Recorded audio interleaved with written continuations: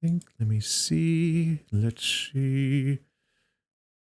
Make sure the stuff's all good. Stuff's all good. All right. Yep. I'm live.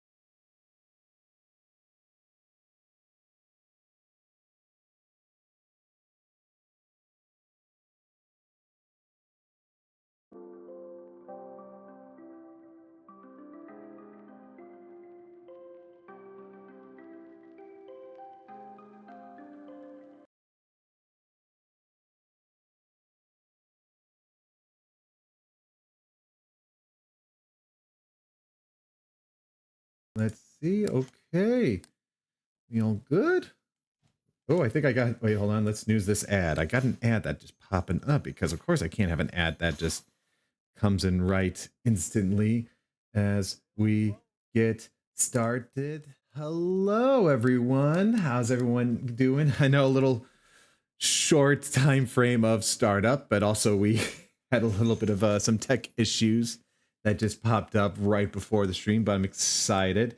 Let me just quickly see if I could just do a quick post here on my socials just to get this going. But hello, Kawhi, how you doing? I recently made one of his Alice photos my work icon. Ooh, I need to try to see what that one is. Love just hanging out though. No, exactly. Thank you so much. That's the kind of same vibes that we all try to do here. Yeah, a lot of stuff has happened these last week. Hey, Hottie.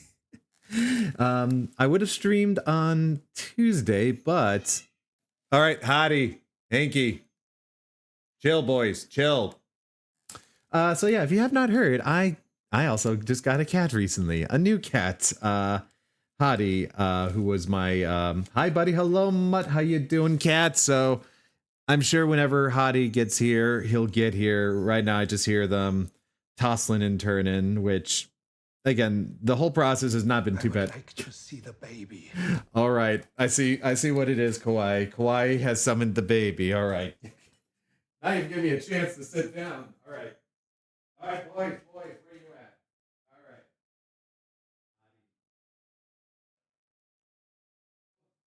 Honey, what you under? I love you.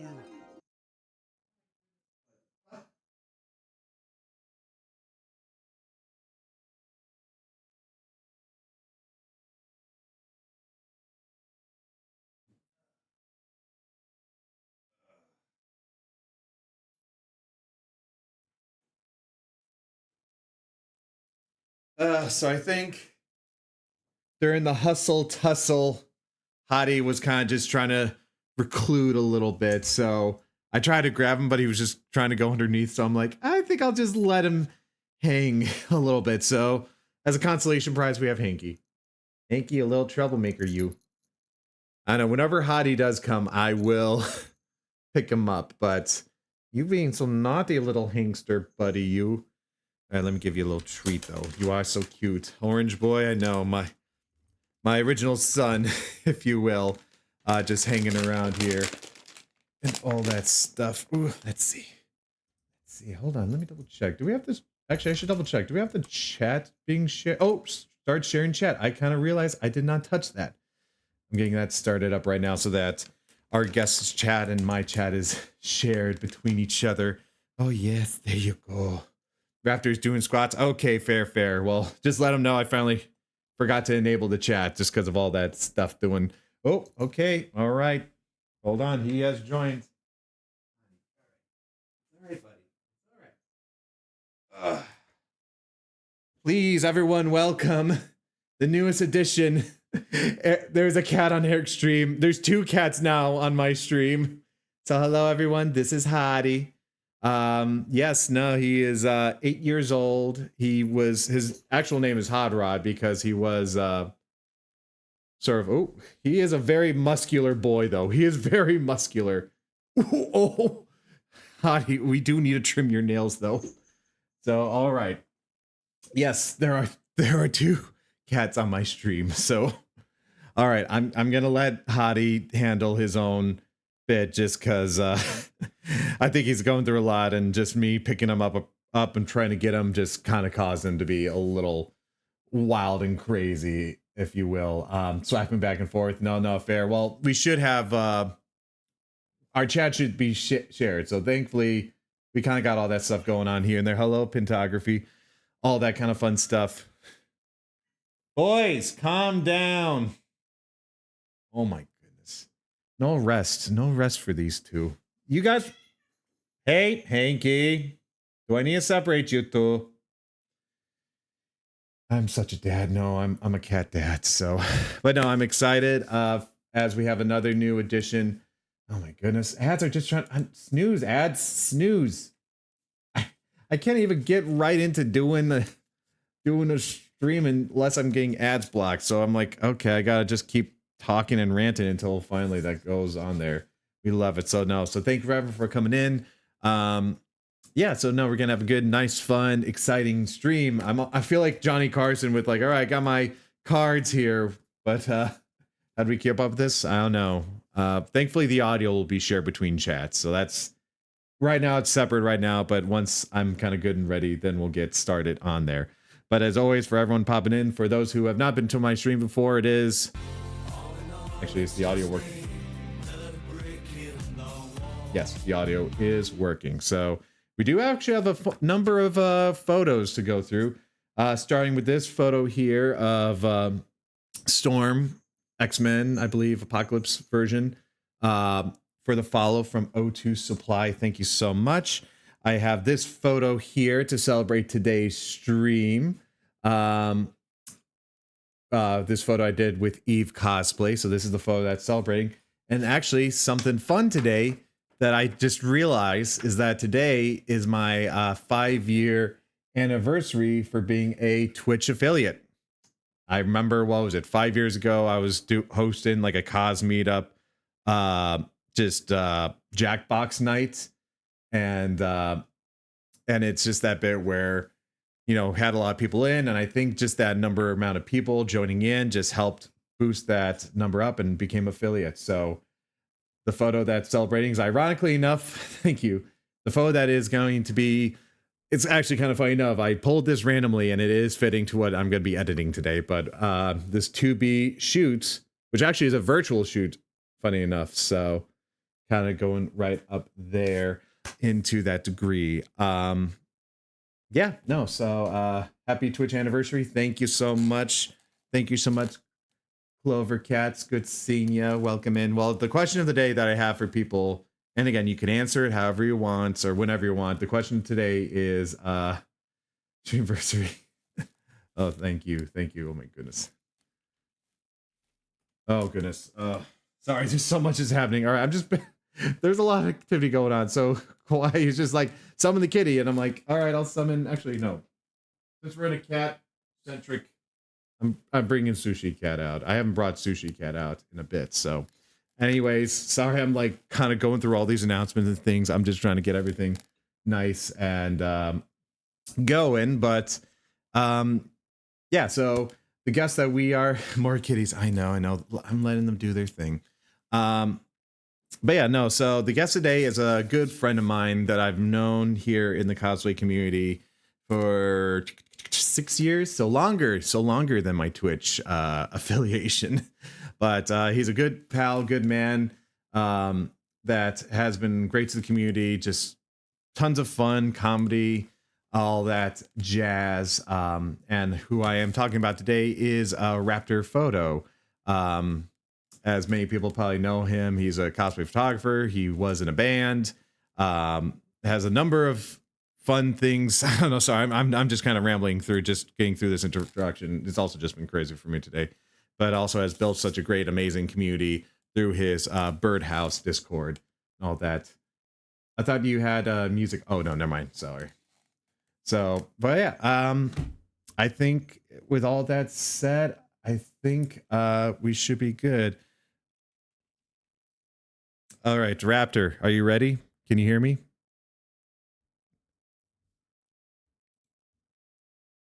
I can hear you. Can you and hear I think me? I hear you, Okay. and I think the chat hears All you right. now. Yeah, You ready? I'm good to go. You good? Ready? You ready to go?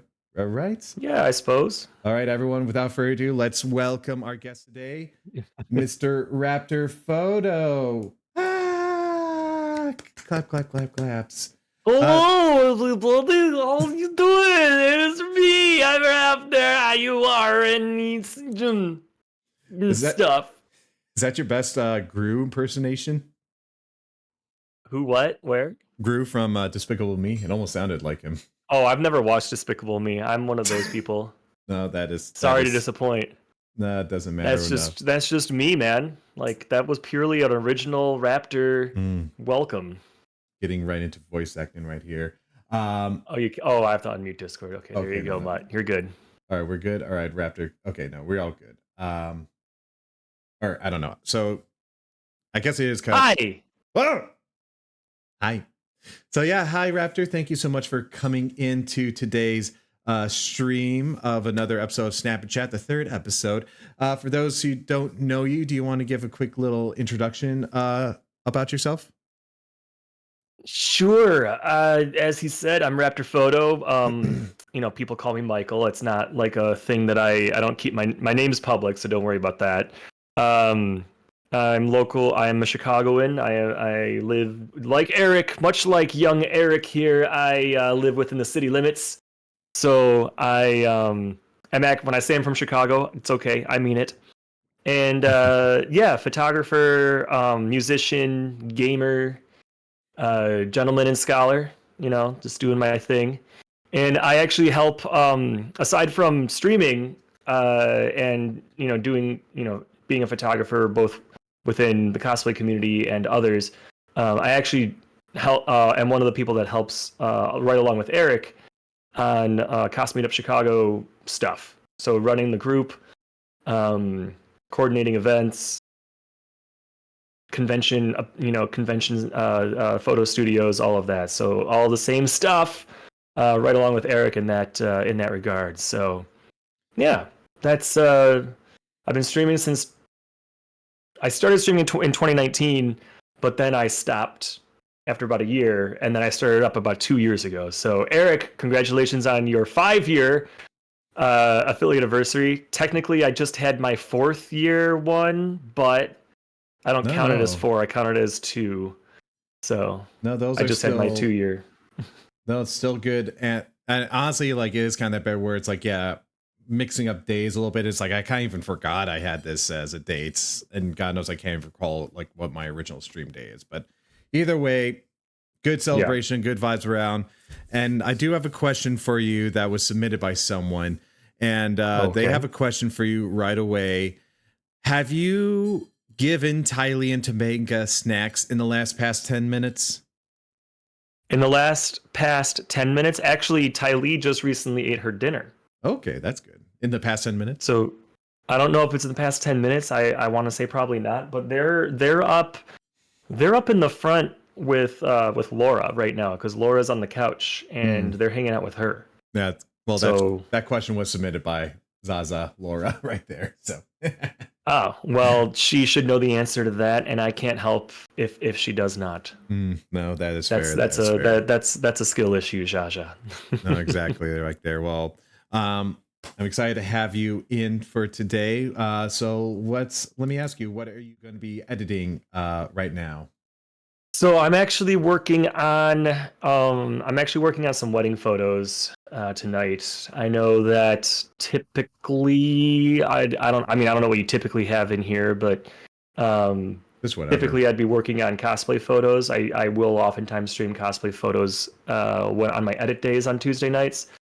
But it's not Tuesday night, so I'm gonna edit whatever I feel like, and I have to get some wedding photos done. So right now I'm going through a set from a wedding last summer that I shot as my first one that I was like the primary photographer on. It was a full day, and I am tonight working on the bride's gown photos. And she actually had 2 gowns. She had one gown which was more of like a sari style, and then she had her more like Western gown. So was it like a Indian wedding from what it sounds like, or no? Her dad is from Sri Lanka. Okay. So the wedding was actually very secular. It was actually a very secular wedding, but with her dad being from Sri Lanka and everything, she wanted to have a gown that was more of a sari style, and we took photos of that. And right along with her family as well. So it was just like it was almost like a private shoot within the day, like a whole separate thing. So that's what we're looking at. Oh, perfect. And I'm working tonight. On. What about you? What are you editing tonight? So I was back and forth because there was a shoot that I was gonna edit in Lightroom. There was a quick shoot that I did at MagFest, but then I was like, actually, no, I should probably do this shoot from Amki. Since it is a paid shoot. So I was like, I should try to get these work done right away. So working on some 2B photos and now I'm excited to start working on these. So, wait, Nice. right? It's Thursday night. Yeah, Jennifer. Hi, Jennifer. I didn't say hello to you. I'm so sorry, but thank you everyone for welcoming in Jennifer. Hope you're But having a yeah. good night. So, anyways, to start off like our photo night editing, do you just want to like talk about when did you sort of start your photography journey, and how did that sort of like grow? That's a fantastic question to which it's a very long and elegant answer. I will answer as simply as I can in 45 minutes or less. Um, no, I always was like really into like visual media. And in high school, actually, like in high, did I? Okay, I'm sorry. I started editing these, and I have more to do. Okay, fine. Um, Maybe I don't have to do these tonight. Anyway, sorry, I'm digesting.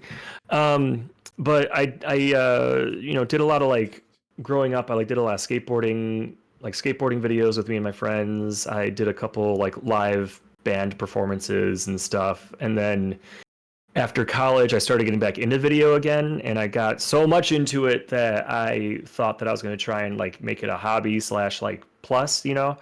So I started doing drone. I got a drone and a camera, thinking that I was going to do drone photography. But then I started kind of just going more and more towards like handheld stuff with cosplay and other things. And that was in 2017 when I first got all of that. 2017, 2018. That's when I first started like trying to actually do something with it.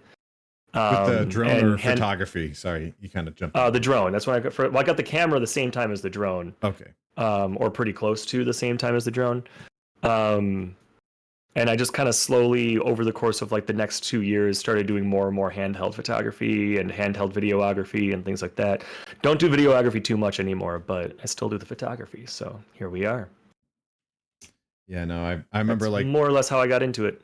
Yeah, I kind when I started like right out of college, I kind of was like offering like both video and photo services, but at the same time, it was just like, um, just that little bit where over time, like I kind of just noticed that I was just getting more photo gigs than video gigs, and just the whole hassle of trying to like store the video files was just exhausting in and of itself. So I'm kind of glad that I made that switch from, instead of trying to be multimedia, to just being like, I'm just strictly sticking with photos. But I think almost around that same time that you kind of mentioned, like 2016, 17, I actually did get a drone myself as well. Oh, really? What kind of drone did you get? I'm blanking on the model right now. It was like a 3DR, or it was big, You know black. who made it? I am trying to remember right now. I cannot. Oh, okay, that's fine. I cannot for the life of me remember. But let's just say, like, okay, I kind of like brought it around, took some, video stuff around here and there, and I decided like, oh, I'm gonna take it to Graw Mill in Hinsdale, like, oh, because there's the mill area there, and then there's like some waterfall kind of thing, and I'm like, I'm flying the drone, it starts to lose connection, and then it kind of tries to come back to my, for lack of a better word, base or home base, if you will, and it knocked into a tree and fell right into the river, and I was just like, oh no. And let's just say that even though I did try to buy a new one, I did not touch it, and I was just scarred from flying. I get drone flight anxiety now. So that's real. That's very real, cause and I just realized I am halfway done with this part of the day, actually, because I've already done my Lightroom stuff. Now I have to do the Photoshop stuff. So I'm going to open up Photoshop, and I'm going to change what I'm streaming to you, my screen share. I'm going to change it to Photoshop, but it's still gonna like function the same way. No, thank you. So don't worry about that. Okay, again, I'm keeping an eye just in case. But yeah, I had actually one of the big reasons that I stopped, that I don't really do drone stuff anymore, is because I had a series of unfortunate events all in a row. First off, back in good old 2016, or is it 2017? Yeah, 2017, the day after the election, not the election, the day after inauguration. Some of you may recall there was a little grassroots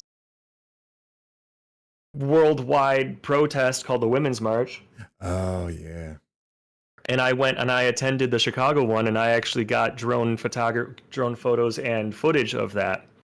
And I was at one point detained by the Chicago police. Of what? They had me in the back of a paddy wagon. Wait, really? Yeah, I'm not joking. Have you not heard this? Okay, yeah. I kind of vaguely remember you mentioning that you were doing. I do kind of vaguely remember you said you did some drone stuff at the Women's March, but I don't remember that particular fact right there. Was it just kind of like you were just detained or something, or what? Yeah, I was detained. I had been flying it over Grant Park and other areas, and then I was on my way home. I was on my way to like a bus to get on a bus on Michigan, and I just decided to get one last shot.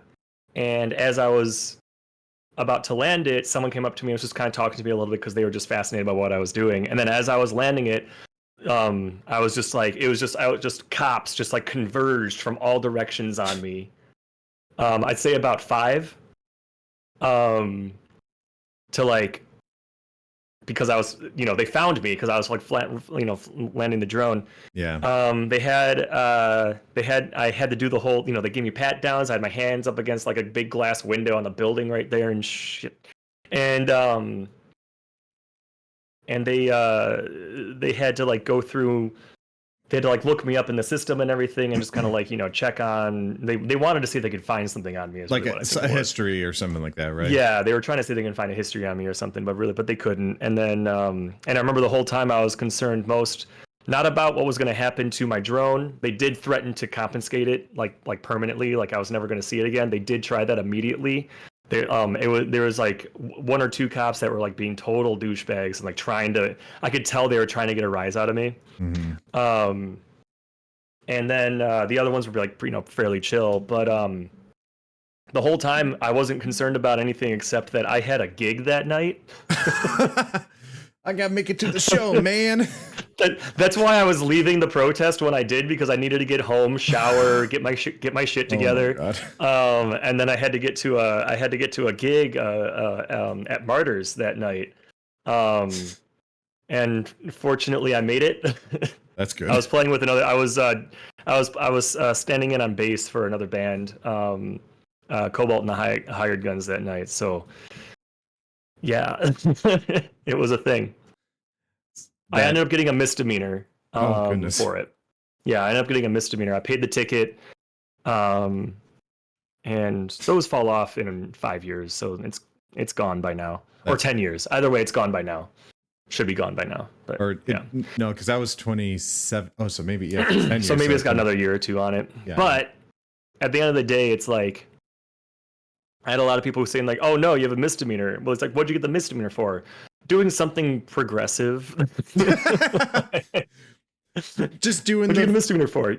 I went to the women. It's like imagine how that goes. You have a misdemeanor on your record. What's that from? Well, I went to the Women's March. Like, oh no, to take photography with my drone, and the cops arrested me for it. Oh, okay. We thought something terrible else. Possibilities there. Like, no, it's fine. So. No, that. Yeah, because I was at that Women's March as well. Like literally, my mom and I kind of like just took the train to go downtown, and I did bring like my camera to take photos, and I was taking video as well. And I do remember like standing up on top of like one of the train stops that was like along Michigan Avenue, and it was like right by like what was it? Like Lakeshore Drive, or not Lakeshore Drive. Either way, I just remember seeing the crowds of people and like staying on top. I'm like, I'm just gonna keep an eye, because like even though I have equipment here, I'm like, if I see someone coming over, I'm gonna try to like get away as soon as possible. But I just kind of was just getting, one of the people who's shouting, "This is what democracy looks like," or something like kind of like that bit, and it was just kind of, I don't know. As I said, it was an interesting sight to see and just kind of be part of. So. Mm-hmm. So just kind of it was. I mean, it was really wild because after they were done with the rally at Grant Park, they like went on the march, but like That's right, the march. it like oddly like it all kind of, I hate to say it, but it kind of fell apart like literally. There was like it was just all like disjointed groups, like small groups of people just kind of like marching through the streets. Um it wasn't like one long continuous march. I've done, why is this here? Go, I don't want you here. Close tab group. Thank you. Like I've done other marches in the city. I've done a couple other marches in the city. Going back to like Occupy Wall Street when they had a rally in Chicago. And that one, like, and even the one the day after, and I went, the march the day after Trump was elected. No, it wasn't. It was the day of inauguration, I believe. I can't remember, but It was around that time, I remember. yeah. But I remember like those, like the marches seemed to kind of like stick into one thing. But for some reason, the women's march, for some reason, everyone kind of it all kind of broke up into smaller groups somehow. I think I kind of remember where it was like, Yeah. I know that there was like sort of like a rally or sort of someone who was speaking like in Grand Park, but either it got so crowded that either people, who weren't there, they decided to march instead. And then everyone, just surrounding the area just kind of followed. So I feel like that's what happened. I can't recall. It's been a while. And Yeah. of course, I'm just texting my mom and like, I think I remember someone also like asked me to try to interview people for some like little magazine or something. I forgot what it was, but so I kind of just was like, doing on the street interview, talking and just kind of like just putting someone aside, just be like, hey, just talk the reason why you're here or what have you. I concur with what Eric said about the women's march. Fair. But anyways, with that talk of me crashing a drone and you almost getting a misdemeanor for your drone, is there any sort of advice for anyone who was interested in getting into drone photography? Because that was actually going to be one of my questions. Oh yeah. Well, follow the laws. Technically, the reason technically speaking, the reason they were able to get me was because I didn't launch from private property. Oh, you need to launch from private property? You have to launch from private property, technically really? speaking. At least that's how it used to be. Particularly back almost 10 years ago, the laws surrounding drone flight and drone operation was in its infancy. And me having been out of it for as long as I have now, I can't tell you what the laws are at the moment. But follow the law. I recommend that if you are, and also another thing that's really important is that you really, really, really, really have to, if you want to use it for commercial use, you have to get your FAA commercial certification. That requires you taking a test at an FAA test center. And there's a lot of online resources to study for that. I utilized an online resource and I passed the test first try. And a lot of them, like the one I went to, once you enroll, you have lifetime access to it. In case you need it ever again for a refresher, or if you're like me, you've fallen out and you're going to get back into it, you need to take the test all over again, like updates, all of that stuff. So that's my number one first piece of advice. Second piece of advice: don't fly your drone for the first time in a forested area, Eric, or an area where there's a lot of trees, Eric. Well, it wasn't my first time. I had a few flights in, but you're right. All right, fair enough. But yeah, that is like a thing. Definitely try it. What was that? Oh, drops. Yes, chat. Type !join to drop your parachutes there. Thank you, Jaja. Ooh, Laura just skipped over. Sorry to see that. And number one thing is like have fun with it. Like follow it, see what people are doing on social media with them. Really just get a handle of what other people are doing, and find something that you like and kind of use that just like with photography or anything, like use that as a base for what you want to start doing. And yeah, I recommend maybe getting a little cheap small drone from like, you know, like just order one online first and get a like cheap small one just to see if you like it, you know. Don't shell out the money for like some, you know, DJ from some DJI type monstrosity or whatever like that. Or also maybe don't have one that includes your GoPro that's on there, because I lost a GoPro on top of that. Yes. So My woes with drone photography doesn't stop at the. You guys can't see my cursor on stream, can you? That is ridiculous. My woes, yes, my woes with drone photography doesn't end at the cop story. Oh my god, what the? Hold on, I just messed something up. So I also my drone and portfolio was stolen back in like I think I remember this. 2018, 2019, I want to say. I think I kind of do remember you posting about that. Yeah, so that was all stolen. I was able to raise money to buy a new one, but I never really, kind of like what you're talking about, I never really kind of got my taste back for it. I've done a couple things here and there with drones, but like after the cop thing and after the stealing, the theft, I just kind of lost my spark for drone stuff. So you lost your wings, if you will. Yeah, you can say that. To which, speaking of which, Eagle, what is because yeah, your logo is about like because again, you have your name as Raptor and all that kind of like sort of eagle birdhouse kind of brand. So I'm kind of curious, like, how did that sort of branding work for you? I was trying to, so because I was starting out getting into drone stuff, I was trying to come up with something that I could get a simple handle for on social, but also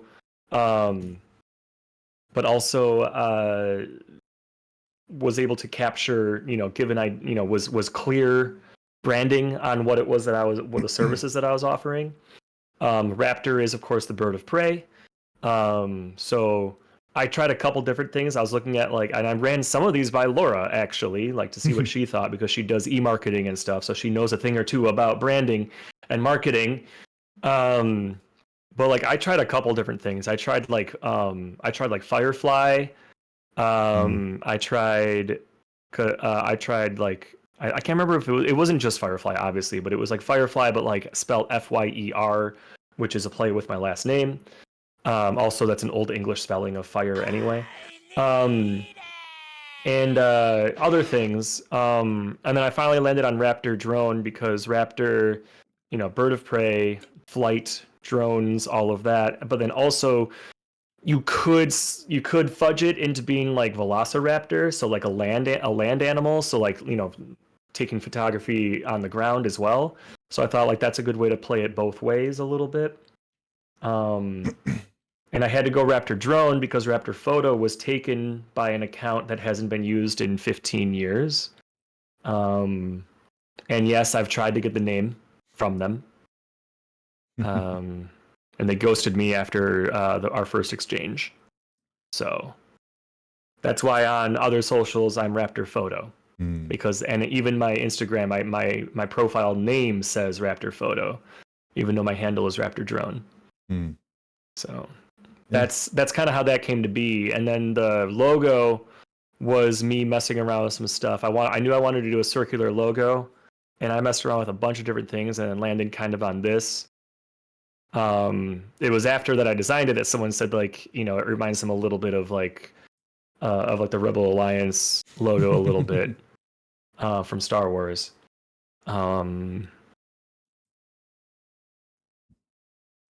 yeah.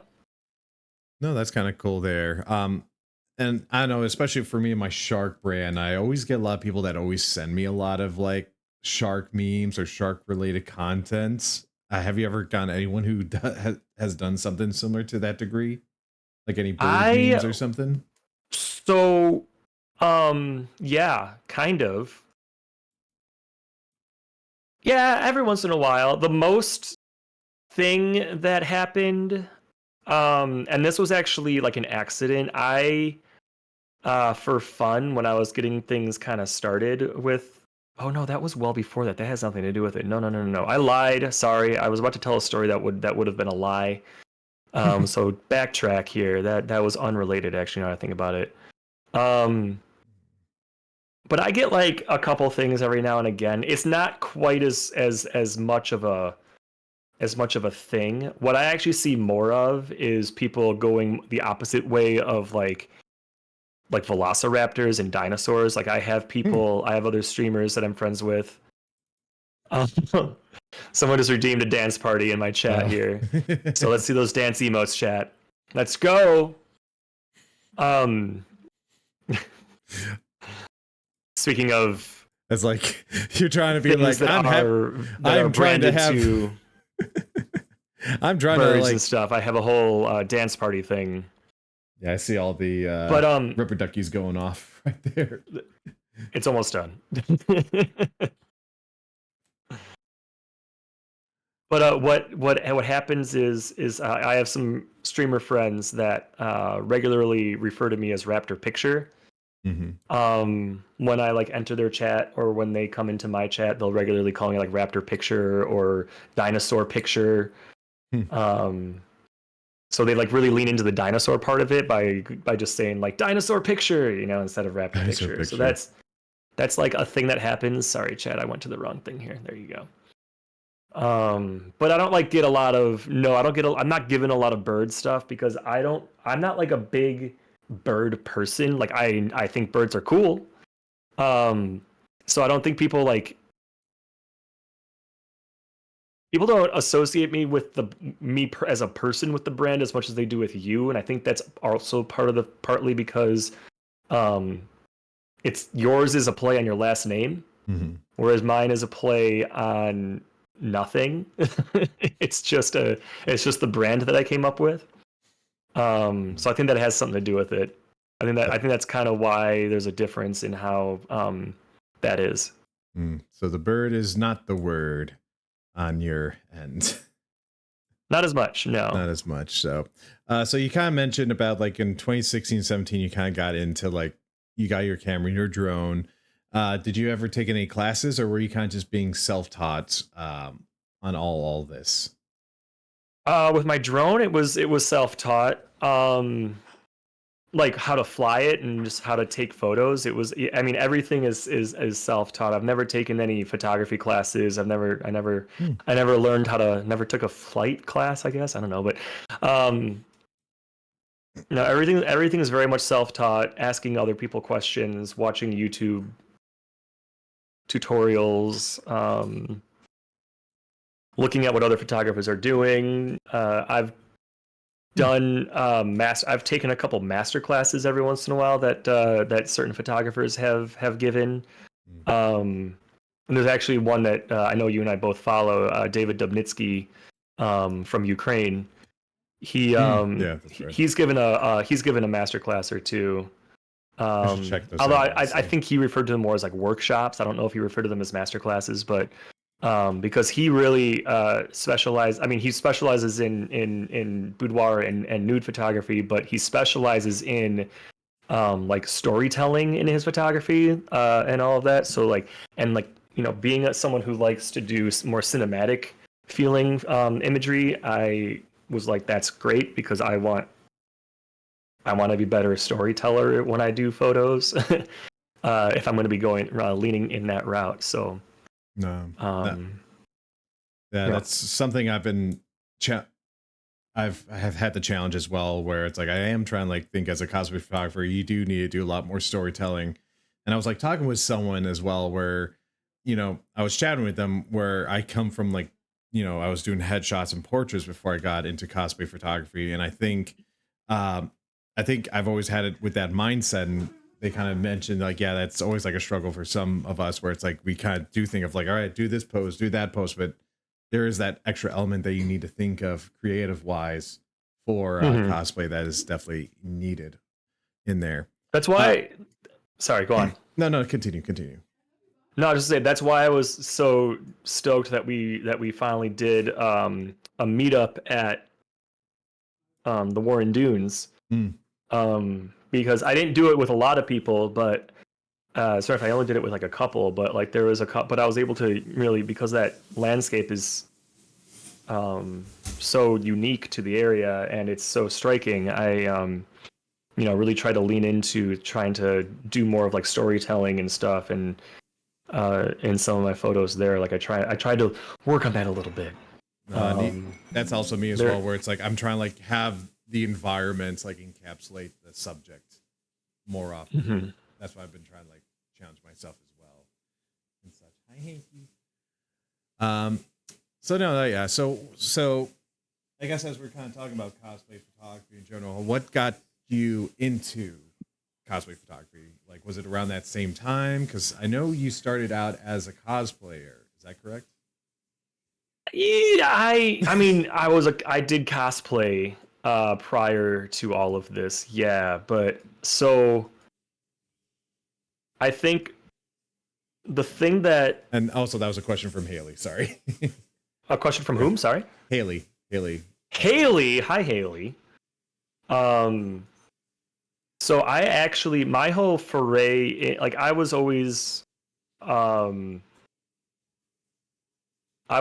like into some nerdy stuff growing up and everything. I shunned a lot of it though for a good while. Thank you, Mutt, for the hydrate. Thank you.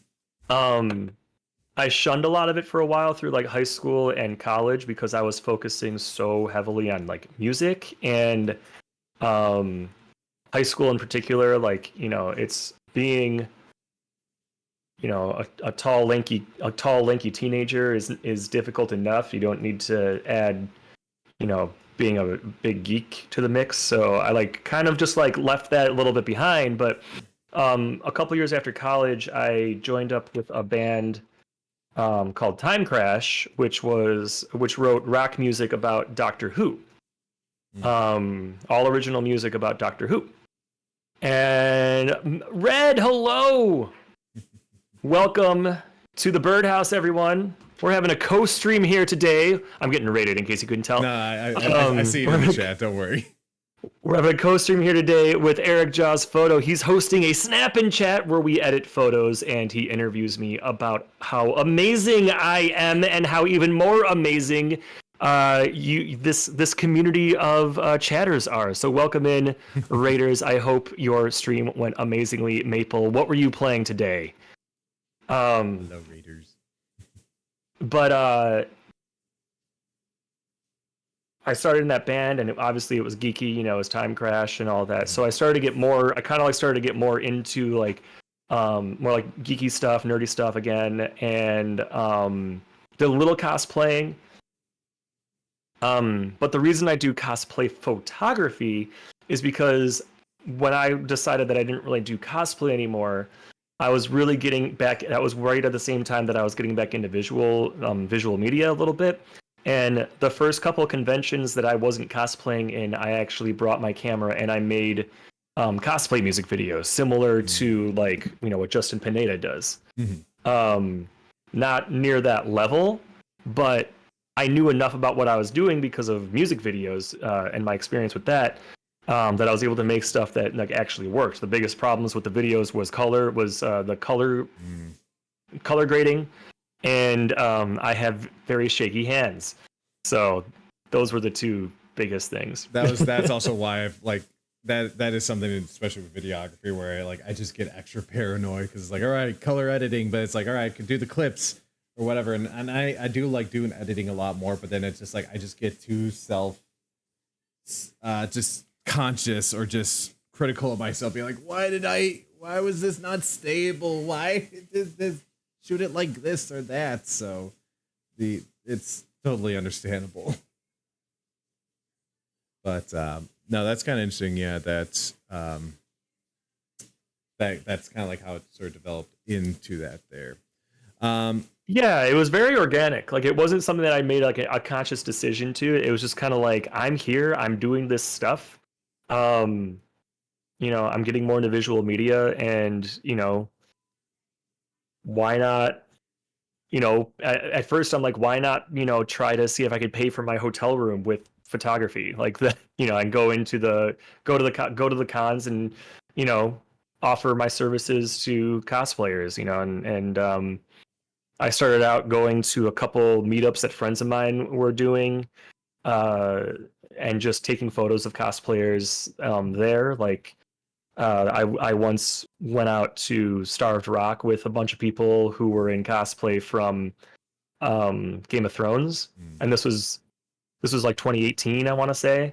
Yeah, so And I just took photos of people and had absolutely zero idea what I was doing. But strangely enough, one of my favorite photos I've ever taken came out of that trip, and it wasn't any of the Game of Thrones players. It was actually Laura, who was cosplaying as Mara Jade that day, and I got a photo of her that I still have framed up here above my shoulder,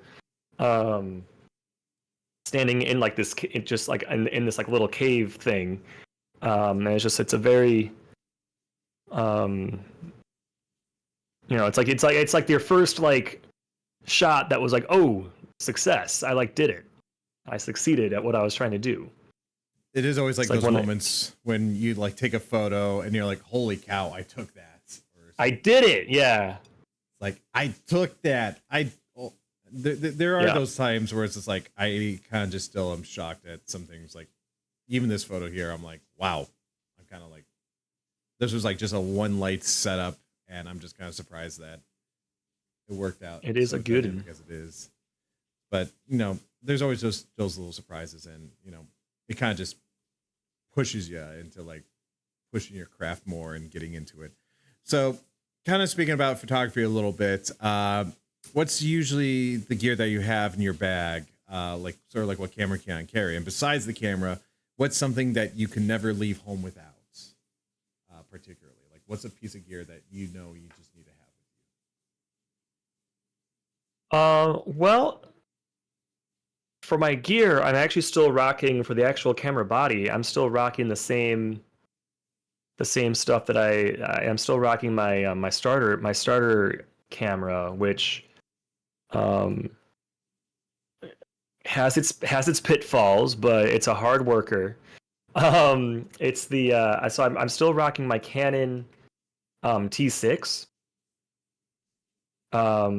which is a cropped sensor and all of that. But the most important thing for a camera, when the most important thing is, well, not most important, but something that is more important than your sensor is your glass.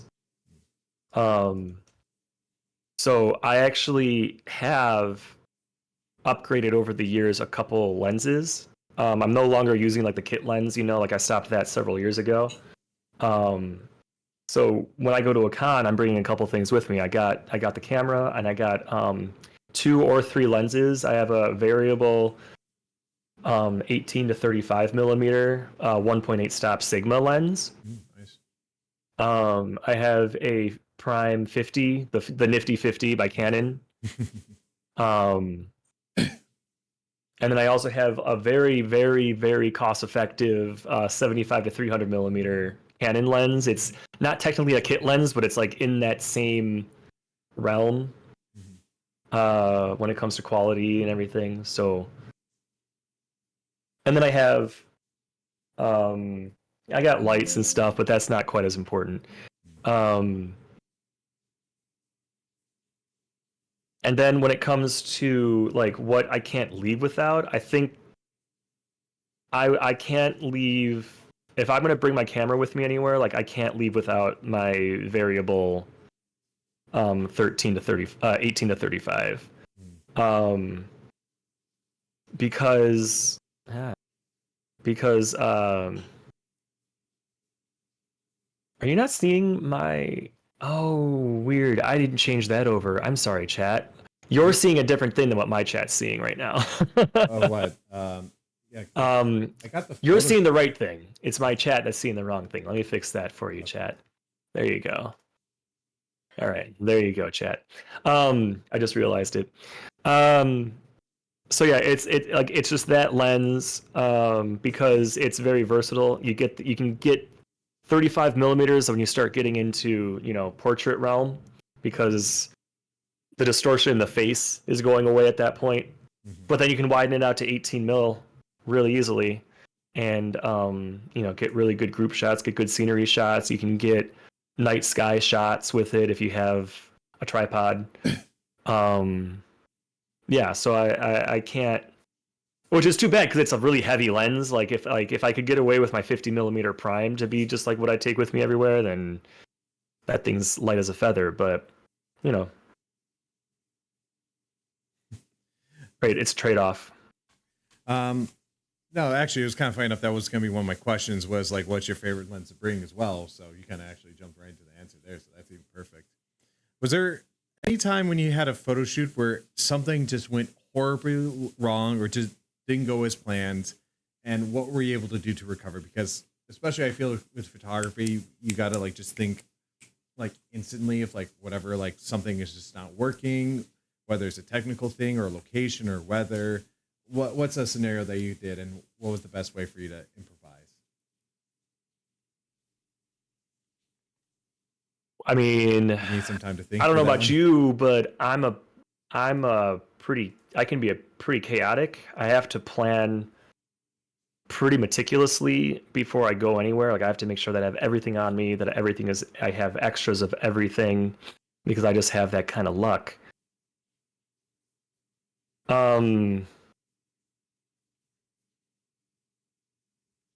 Times when well, actually, no, I do have something there.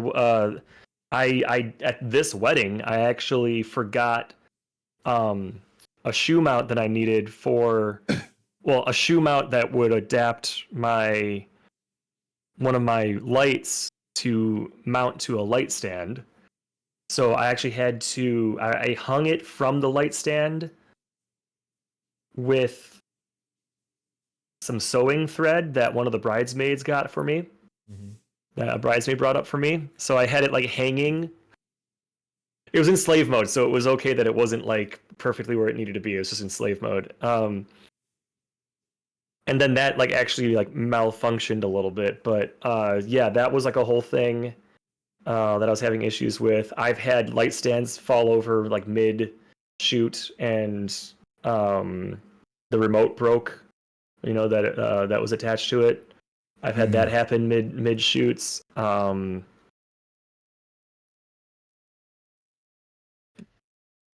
Obviously, weather's always a factor that you gotta be concerned about. I mean, I've had like most anything. I like any photographer. Like I've had everything happen. I've been kicked out of places in the middle of a page shoot. I've like weather's gone really terribly all of a sudden. This wedding, it started. I was in the middle of shooting the couple for their first looks, and we're doing all these like really great photos, and then suddenly the sky changes and it starts hailing in the middle of it. So yeah. And yeah, like Jaja said, Trump also got shot at that day, so it was quite the day. Yeah, I forgot about that. Yeah. I remember. Yeah, because that's right. It was around like summertime, and I was like still at my folks recovering and all that kind of stuff. Right. Oh my god, yeah. How crazy. But the question of how did I recover? I don't know. You're being paid for the time. The person's there. You gotta just roll with it. I don't know. Like freak out after. Freak out about it after the fact. Freak about it when you're exporting the photos onto your hard drive or something like that. Just have just as long as you're not on the clock, just don't freak out while you're on the clock. Grab your emotional support plushie and just be like holding it, be like, today just sucked, or whatever. Yeah. Like it's okay to have the feelings. Just like I don't know, you just gotta. It's not easy. Like I'm not saying I'm perfect at it, but that's just what you got to do. You just got to be like, well, got to just figure it out. So let me see. Let's go into. And sometimes, I mean, maybe you're not on the clock, but like you're not like in the middle of like a paid shoot. But I've like walked away from whatever it was that I was trying to do, like fully. I'm just like, you know what, this isn't working. I just got to stop. I've done that. Yeah. Oh, fair. So I guess one of the questions that some people were asking, which one was kind of like an interesting question, which I feel like, I kind of think I know the answer to, but I got like another like idea of a way to twist it around. So what are your favorite three fandoms? Like if you could just think right off the top of the head, what are your three go-tos? Okay, fandoms isn't the same as fans, right? Because Yeah, but you know what I mean. that's rough. So of all time, like I mean, I literally grew up watching Star Wars. I think I was about maybe 6 or 7 when I watched Empire and Return of the Jedi for the first time. I'd already watched A New Hope a bunch of times. So I think I was, I've been watching Star Wars my entire life now, and I'm still a fan of it. Am I one of those fans who's very picky and choosy about what he chooses to, enjoy? Yeah, 100%. But I also, are we talking like anything or just like movies? Like what are we talking about? Anything. Okay. Because obviously there's like video games. I know, like video game franchises. There are a lot of cosplays of different fandoms, whether from movies, animes, video games, comics, and all that stuff. But just like, what are the things that kind of when you think of that, just associate to you the most? I suppose. Yeah. So Star Wars is number one. More recently, it's been like Arcane. I really Jones on Arcane. I think personally, I like just from an enjoyment standpoint, I think I preferred season 1 of Arcane to season 2, but like that's like saying I preferred Empire Strikes Back to Return of the Jedi. It's like you still really liked both of them, like it's like whatever. So Arcane I think is up there right now for like favorite fandom. I literally have an Avatar Last Airbender themed tattoo on my leg. So I guess you could still count Avatar, even though I'm not like crazy excited about some of the new stuff I'm seeing coming like on its way out, but like I hope it's good because I want it to be good. So yeah, so I mean there's several, but I ones that I go back to, ones that I talk about a lot with friends, it's Star Wars, and then Zelda, and then also like Arcane and Avatar The Last Airbender. So even though like I had some people asking about like, your favorite fandoms and such, I thought of throwing a little twist question in there. So did you? So like like how on like those Facebook posts where it's like there's either columns where it's like, all right, you can only choose this one of these columns which has this movie or that movie to there. So out of those three fandoms,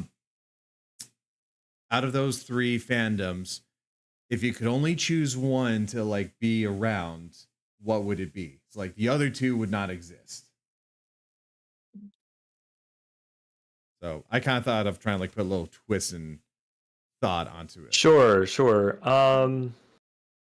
See, that's rough because I look at the three of those as like facts in storytelling, in like modern storytelling. Like it's like they're like a fixed point in time where if they didn't exist, then everything that came after it wouldn't be as it is today. So that's a tough question to answer. I guess because it's the oldest of the three, I guess Star Wars is the one that I'd want to keep, just because of how important it is to modern storytelling in film and television in particular.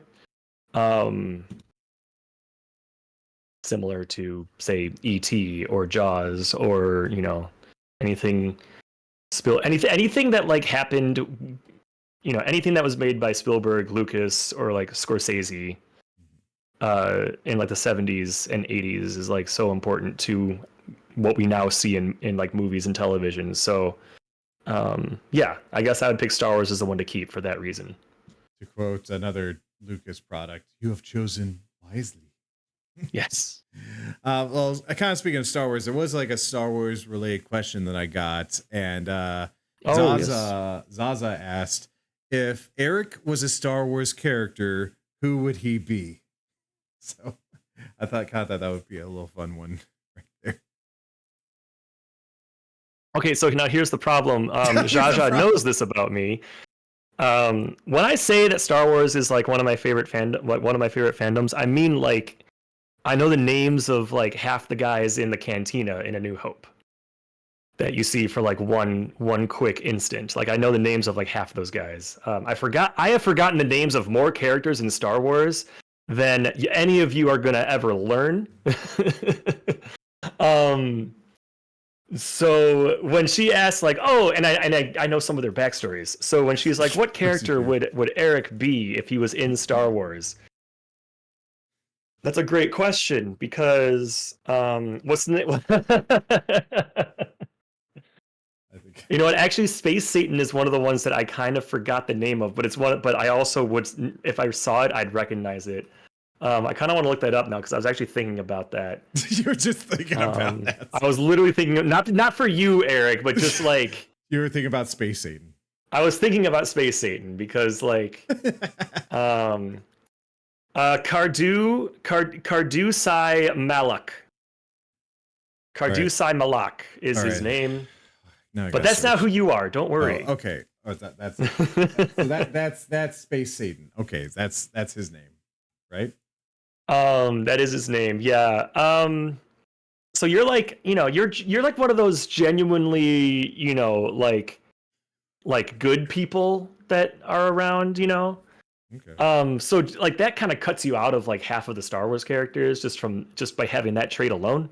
If this was Game of Thrones, that'd be 75% of the characters that you'd be cut out of being. Star Wars, they at least kept it about half and half. Oh my god, I can't believe I didn't mention Lord of the Rings either. There's too many fandoms. There are. But it's a good question. Character for Eric that's in Star Wars that I think would be a good fit. If you were more into music, I mean, I could see you rocking Max Rebo. Max Rebo. Yes. Max Rebo and Max Rebo's band. Yeah. I think Laura really wanted to hear me say Salacious Crumb, but I don't think that's a good characterization of you. So she just loves Salacious Crumb. So I don't think that's it. That's Salacious Crumb, honestly, right? though, like I could see you being a protocol droid. Maybe not one that's quite as uptight as 3PO, but like I could see you being like a protocol droid and just being like, like you get into some mischief. I could see you being like a humanoid droid of some kind. Like not necessarily 3PO. You know what I'm saying? But you got, well, first off, you're tall. No, he's not a gonk droid. I think I have an idea, maybe the possible droid, but I want you to guess. I'm sorry, what? Well, again, you're saying tall droid, sort of like a little mischievous to a degree. I think I have an idea. Yeah, so like I mean, there's a couple. I think I have one idea, but I want to hear your thought first before I assume. It's like you're really thinking hard on this, and I want you to toss us through this. Okay, so oh, what's his name? I'm gonna look this up. So like,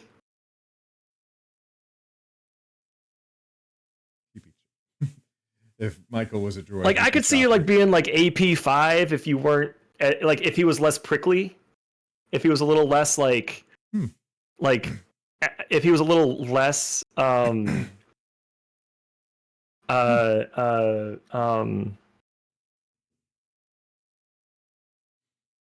if he was like a younger version of himself, like less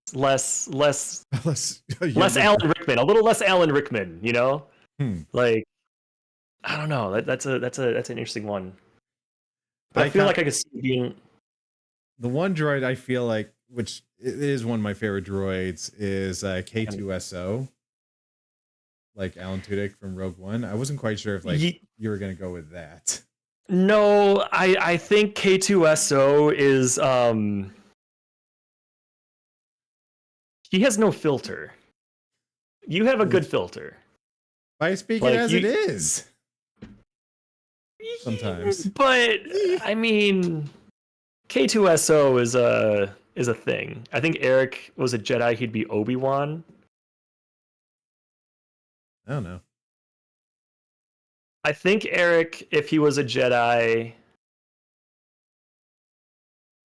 yeah, fine. If Eric was Obi-Wan, then that mean I'd be like freaking Quinlan Voss or something. Like, just bothering him all the time. With my freedom and my free thinking and stuff. Of course, I'm like, I gotta search that up. I'm like, who's that? Oh, okay. The yellow.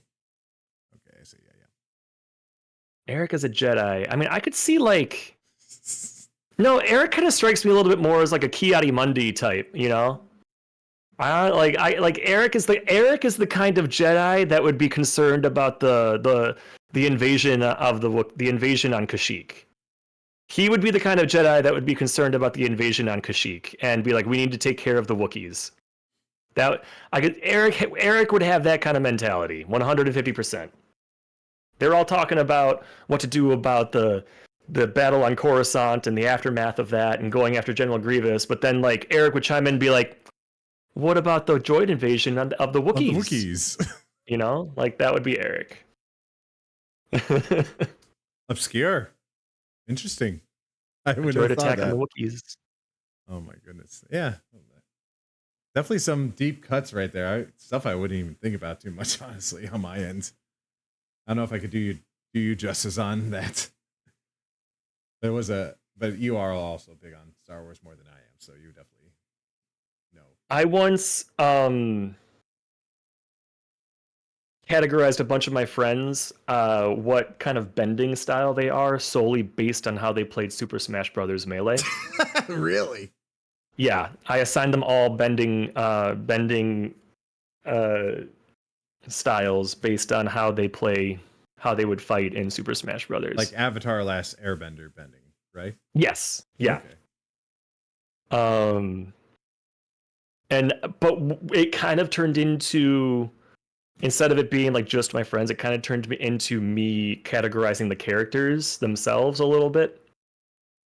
And that the people who use these these specific characters in Melee, what kind of bending style they have and what kind of approach they have to a fight, because of what abilities and what each of the characters are capable of. Like I always found that Captain Falcon, you would think is a firebender, but he's actually a little bit more of a waterbender, because he's a very adaptable kind of character, and his up B move is a move that literally uses your opponent's momentum against them, which is very much a waterbender thing. What would have thought? RaptorPhoto is either a fire or airbender, according to Jaja. So I used to play as characters that I always I considered airbenders. So I'm definitely someone that likes to, dance around you until you screw up, and then I strike. I think I'm more of an earthbender, because I always did like just being a little bit sturdy and strong, but I sometimes did switch to being like a little bit, an airbender, like playing Yoshi or characters that could just easily like at least help me not fall to my death so easily.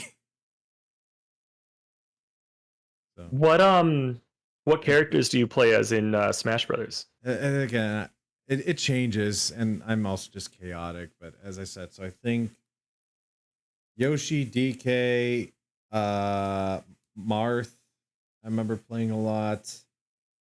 In like the recent one, I remember playing like King Rule, or what's it, the crocodile guy? King K. Rool. King K. Rule. I remember playing him a bit. remember the one time we were at mid lanes and they had Sora. I was like, actually, I do like playing Sora there, but I know I'm trying to think. Usually, yeah, it's Well, usually Donkey Kong is very much an earthbender. I mean, sure, he can fly around a little bit, but that's not like his specialty. Marth, I used to. Marth, however, is a waterbender. hmm. Stays put for the most part, but a lot of his moves are he has I think 2 counters like on their own. Mm-hmm. So Hmm. yeah. Eagle, hello Haley, how you doing?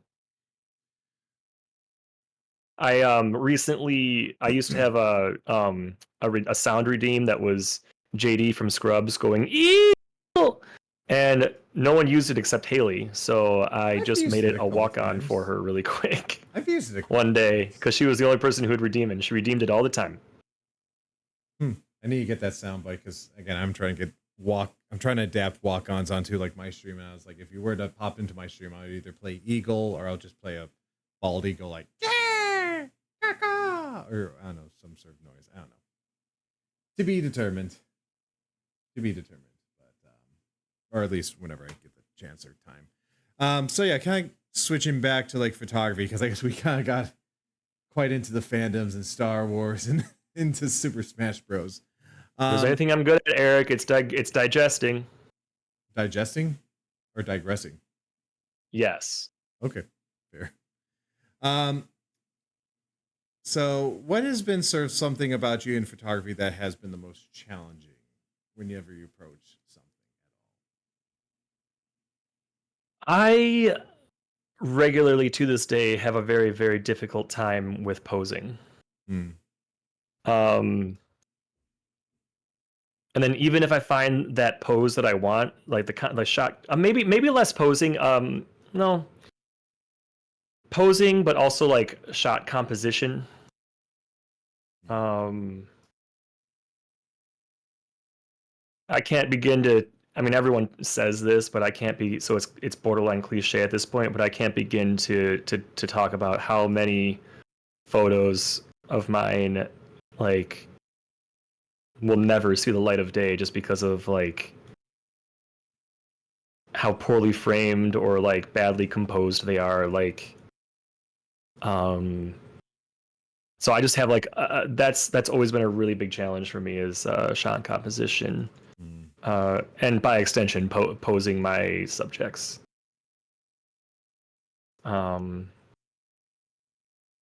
And I've worked on that a lot, but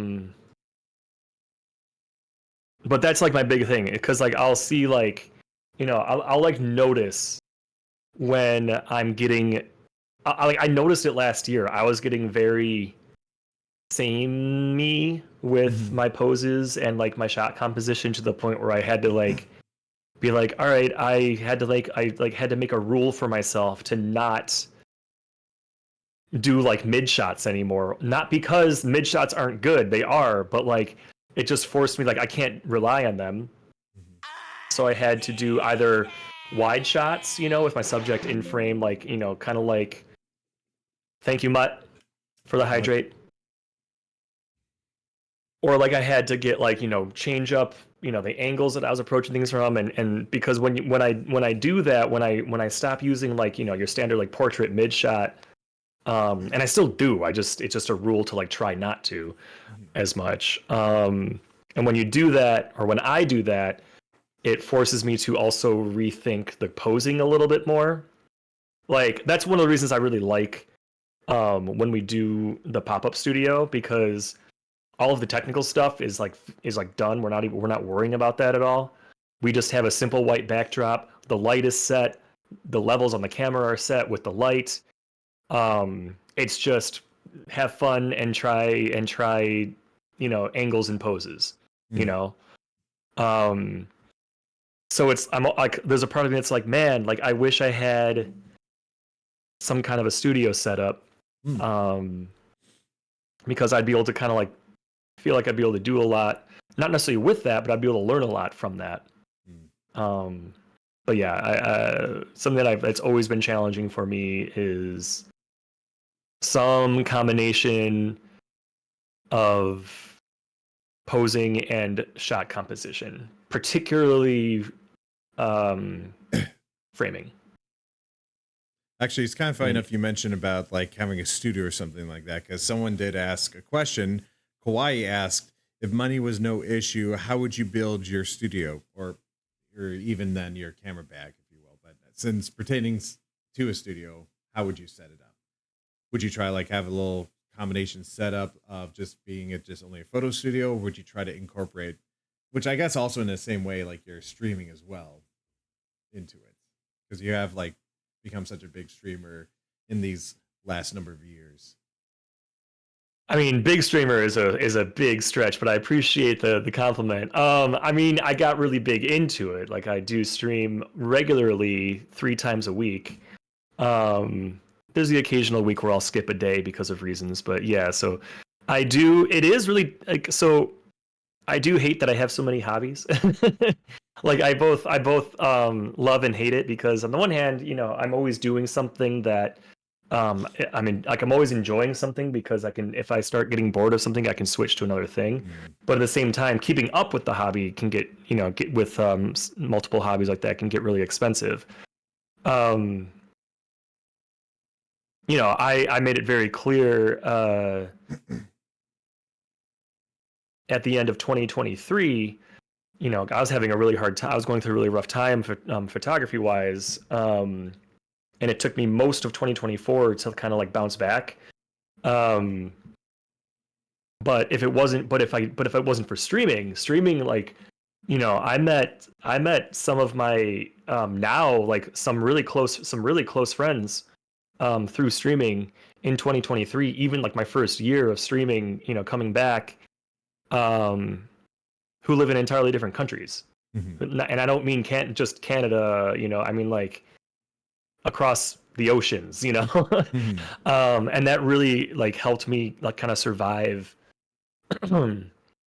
uh you know, so that like kind of lull period that I had. But if money wasn't not to get too um introspective, if we were getting back to the question, and that is, you know, if money was no option, like what would I do with it, and like how would I spend it? Is that the question? I want to make sure I Yeah, stay if on. money if money was no issue, how would you build your studio or photo bag? But Got you. let's just keep it concise, just your own Yeah, version. yeah. So for the I guess studio, I kind of like made it a little bit more complex by like, oh, I'm mentioning streaming. yeah. So No, I got you. This one I feel like I should really just not edit in Photoshop. I should just do it in Lightroom. So I will not save that and go back to Lightroom for that one. How would I build out my studio?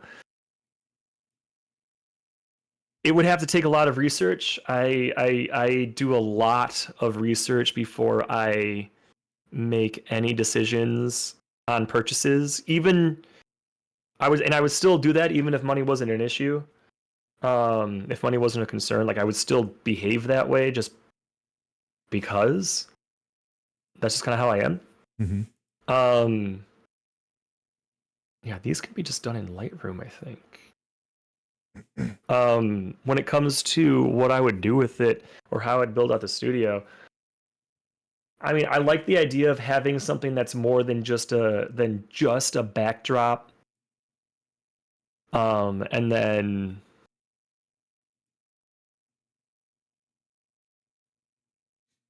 thank you, Kawhi, for also throwing some clarification oh, like questions. what would you want? Like what would you want set or equipment wise? I couldn't tell you what I'd want equipment wise, really, because that's so like photography equipment is so expensive, and video equipment's even Nuanced. more so. It's also nuanced as well. There's also like, you know, what works best for you, like what do you like to use, you know? And it's so far out of reach of what I could realistically afford that I haven't really um uh I haven't really given it a whole ton of thought, if I'm being totally honest. Mm. But what I would like is to have a studio that has a like obviously something I can put a backdrop in and have, a good clean backdrop and everything. But I'd also want it to have the ability to kind of like create a set, like create like a small set. Nothing crazy, just just a couple things, in the corner by like a window or something, or maybe no window, I don't know. And then and if money was really not an issue, then I didn't have to worry about making money off of it, so I could just let my friends come in and use it whenever they want. Would you rent stuff to try out? Money no issue. You've gotten $12 bajillion. There are studios that do offer equipment for extra rental fees. That's true. Yeah, they do. But like I think what Kawhi means, like, would I rent stuff for me to try out? Oh, sorry. And yeah, I probably would, because again, that goes along with the whole like I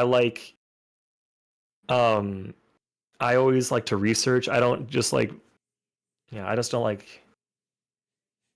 Yeah. Would you build a rain room? Like go crazy? Haley is really missing the rain room from FD Studios. She was just like mentioning like, would you make an FD Studios or something? Oh, I did. Oh, I missed that. Yeah, she did say that, like an FD studio or no, mine would be more personal. I wouldn't want to make a thing that's like a destination for people.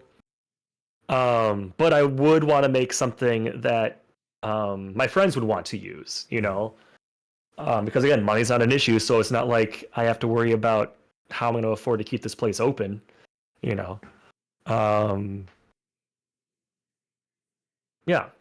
So it would be a personal studio. It wouldn't be like too extravagant.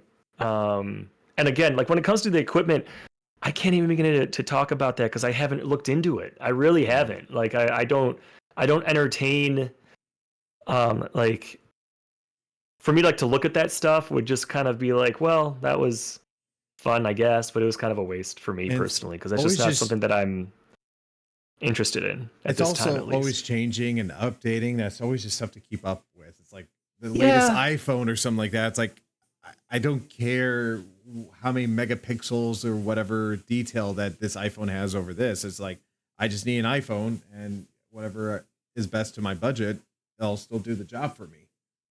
So yeah. So that's kind of all right. I'm gonna switch back over to Lightroom now because I'm done with my Photoshop needs at this point. So I'm going to switch over first on yours so that your chatters can see what's going on. Well, so kind of like, as you mentioned about like making friends overseas, you went to Ireland last year. Justin Pineda asked, what was your favorite place you visited on your trip to Ireland? And I'm also taking notes because I am going to Ireland this September. So I'm like, I'm going to put a little side note here for me.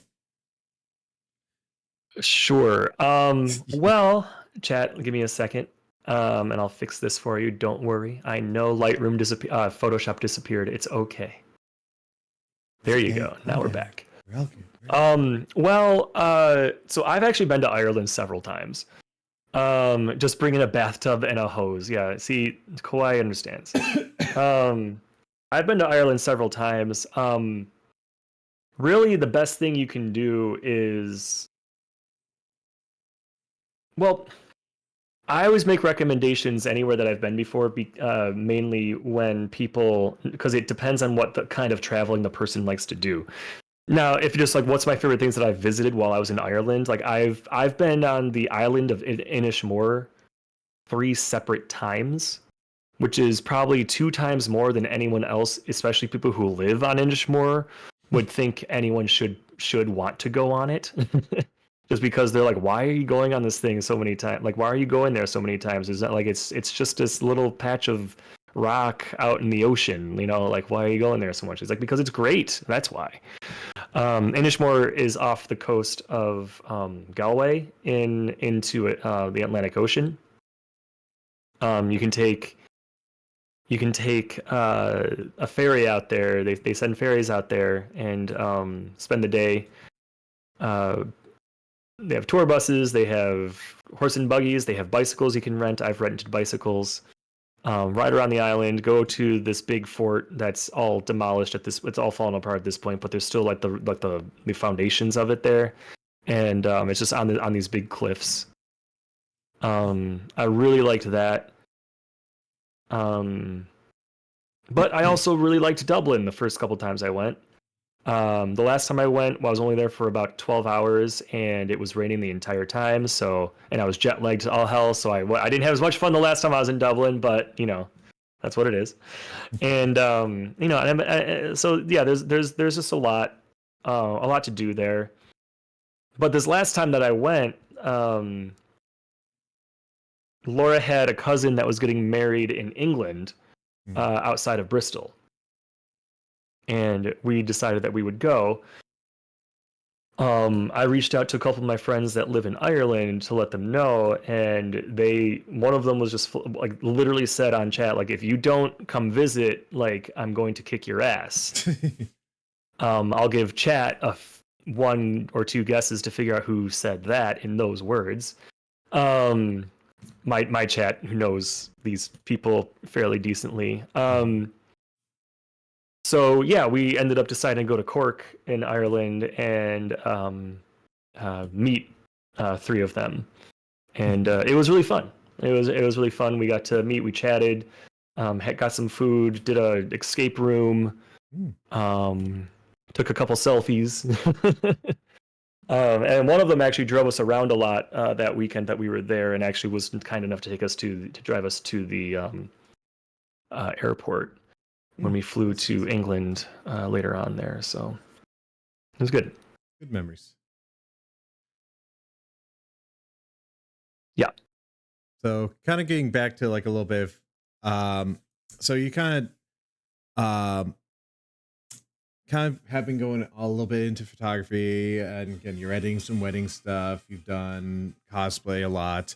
What's been a subject genre that you've never done, but you've always wanted to get into?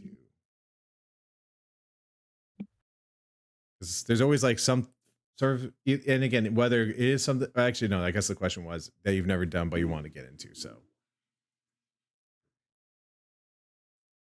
I would really like to I like the idea of getting into astrophotography.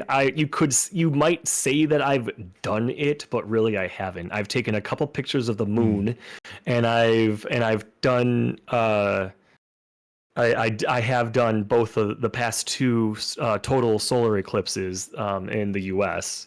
I've captured totality on those both times, but I have not gotten into like anything that like Astro Canuck does, or or like Bobber, who's not in chat right now, but like there's a member of my community that you know, does amateur astrophotography. And like everything he's been doing, every time he does something, it just looks better and better and better each time, and it's just so cool. So I've always really wanted to get into like astrophotography because I've been obsessed with space like my entire life. I mean, who hasn't really? But that's a whole, and I don't mean like it's not like a whole other skill set in that it's like more difficult or more technical. It's just it's an entirely different animal. Like everything from the dedication that has to go into it, the equipment is not even remotely similar to the equipment you buy or rent for the kind of photography that we do. Like it's a complete, it's more of an exact science, you know, than it is a subtle art. So, or as Snape would say, a subtle art and subtle science and exact art. But that's something that I haven't really done that I would very much like to, but it's a lot. It's a lot. So, you know, I live vicariously through Bobber. I live vicariously through Astro Canuck. Also, hello again, Red. How you doing? I've attempted myself on my own end, and even when I was like up in Door County on Washington Island, like really like far out away, and you could see the stars. It was like it is kind of like interesting how Technicolor is like, all right, do you try to zoom in, but then you just see a bunch of dots. So it's like, how do you try to work that out where you give like some sort of perspective or degree? So it is definitely more challenging to approach than one would think. I would say, right? Yeah, there's so much, like, even just getting, like, going to, like, because another thing with astrophotography, you can't live in Chicago and do astrophotography. Like, you can't do that. It's just not. It's not. The nature will not allow it. No. And when I say nature won't allow it, I literally mean it, because, like, the sky is super bright, so nature's like, nope, the sky's now too bright, so you can't do it because of all of those buildings that you have with all those lights. The sky is like, nope, can't do it. Sorry. So then you have to go to a dark sky to a dark enough sky to be able to do that. But then all the conditions have to be just right. Like with other forms of photography, you can adjust. But if the conditions aren't right for astrophotography, then you're not going to be able to get the shot. Yeah. It's just not a thing. Which is why I consider myself super lucky that I was able to get a total eclipse in 2017, because apparently in Carbondale, Illinois, they had a lot of overcast during the eclipse, whereas where I was outside of Nashville, we had clear blue skies. Oh, chat, I messed this up. I'm sorry. Why did this not work?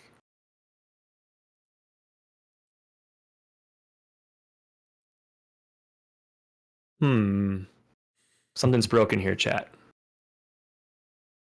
On your end?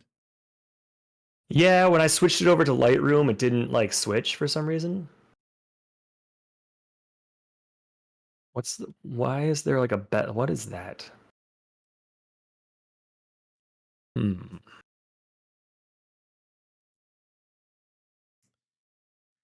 Let's see. All right, give me 1 second, chat, while I fix this for you. I'm trying to figure out why. There it is. There you go.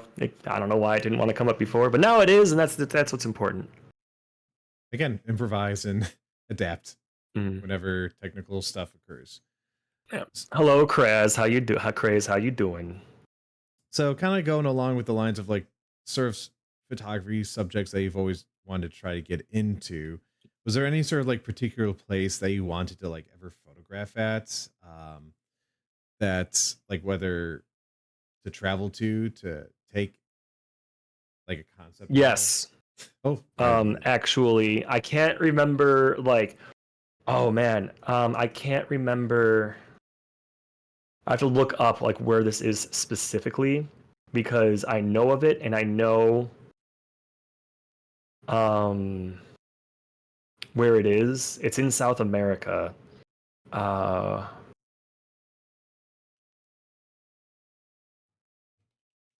Is it the one is it South America? No. Yes. Just really trying to recollect. I'm looking it up now because I'm like, is this the one? Is this what I'm thinking of? And I think it is. Yeah. It's called. I mean, it's not just this place. There's a bunch. It happens in Bolivia. It happens even in Utah. But there's a place in South America. No, it is the one in Bolivia. Okay, yeah. Sorry. There's a place in Bolivia. It's a big salt flat in Bolivia.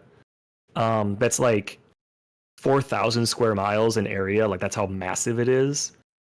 And the thing with salt flats is that when it rains, there's nowhere for the water to go.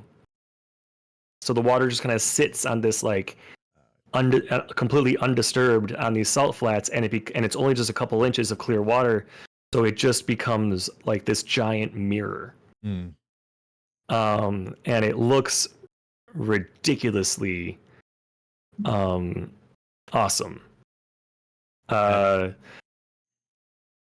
An example of this in video games actually is the final fight with Demise in Zelda Skyward Sword. Mm. You fight on like a salt flat that's had that like kind of a thing. Like it's really another dimension, but like it's essentially like one of these salt flats that had rained recently, and it Mm. looks amazing. Like that would be cool location to go get some photos. 100%. Um, what is it called again? Let me. I know I'm the gonna if concept I you're say talking it, I about. will butcher the hell out of it. Um, But yeah, I know the concept you're talking about. Salar de Uyuni. Salar de Uyuni. I don't. I'm probably messing that up entirely. No say. Also known as Salar de Tunupa. Um, so Solar de yeah, Solar de Uni or Solar de Lupa. Yeah, I can see. But yeah, no, I'm kind of like yeah, kind of similar concepts like that you see in a lot of fandoms. Like I know like was it Tokyo Ghoul, the anime opening I think has like that sort of same salt flats or like that mirror reflection as you kind of mentioned. mhm, I think the end one of the endings as well for Attack on Titan. There was like a dream sequence, I think, in mhm. Kingdom Hearts 3, but no, like that is kind of like a concept where, like the sky is literally being mirrored or to that degree. Which I feel Yeah, like, and it just like never, and it just seems to go on endlessly. Like it's so cool. so You can do it like it happens in Salt Lake City, or not in Salt Lake City, but in like the in salt the flats area. outside. Yeah. But it's like not quite to the same extent because like these are so much. This one in Bolivia is just so massive. Mhm. Um, so that's somewhere that I always thought would be like a cool place to go and like just take photos and just have fun because if you, as long as someone stands somewhere, they walk out and they stand or sit or do whatever, and as long as they stay still for Oh yeah, for I the don't know ripples to die 30 down. seconds or more, the water stops rippling. Yeah. At least it stops rippling to a noticeable degree, and you just get this really great effect. So kind of like that. It sounds very technical in and of itself.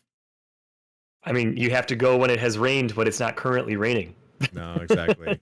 It's like that one bit where I want to try to do like some stuff in Chinatown but I've kind of realized where it's like, especially at night, it is more ideal when there's like a storm that has rain so that you got the water reflecting like the neon or lights in there.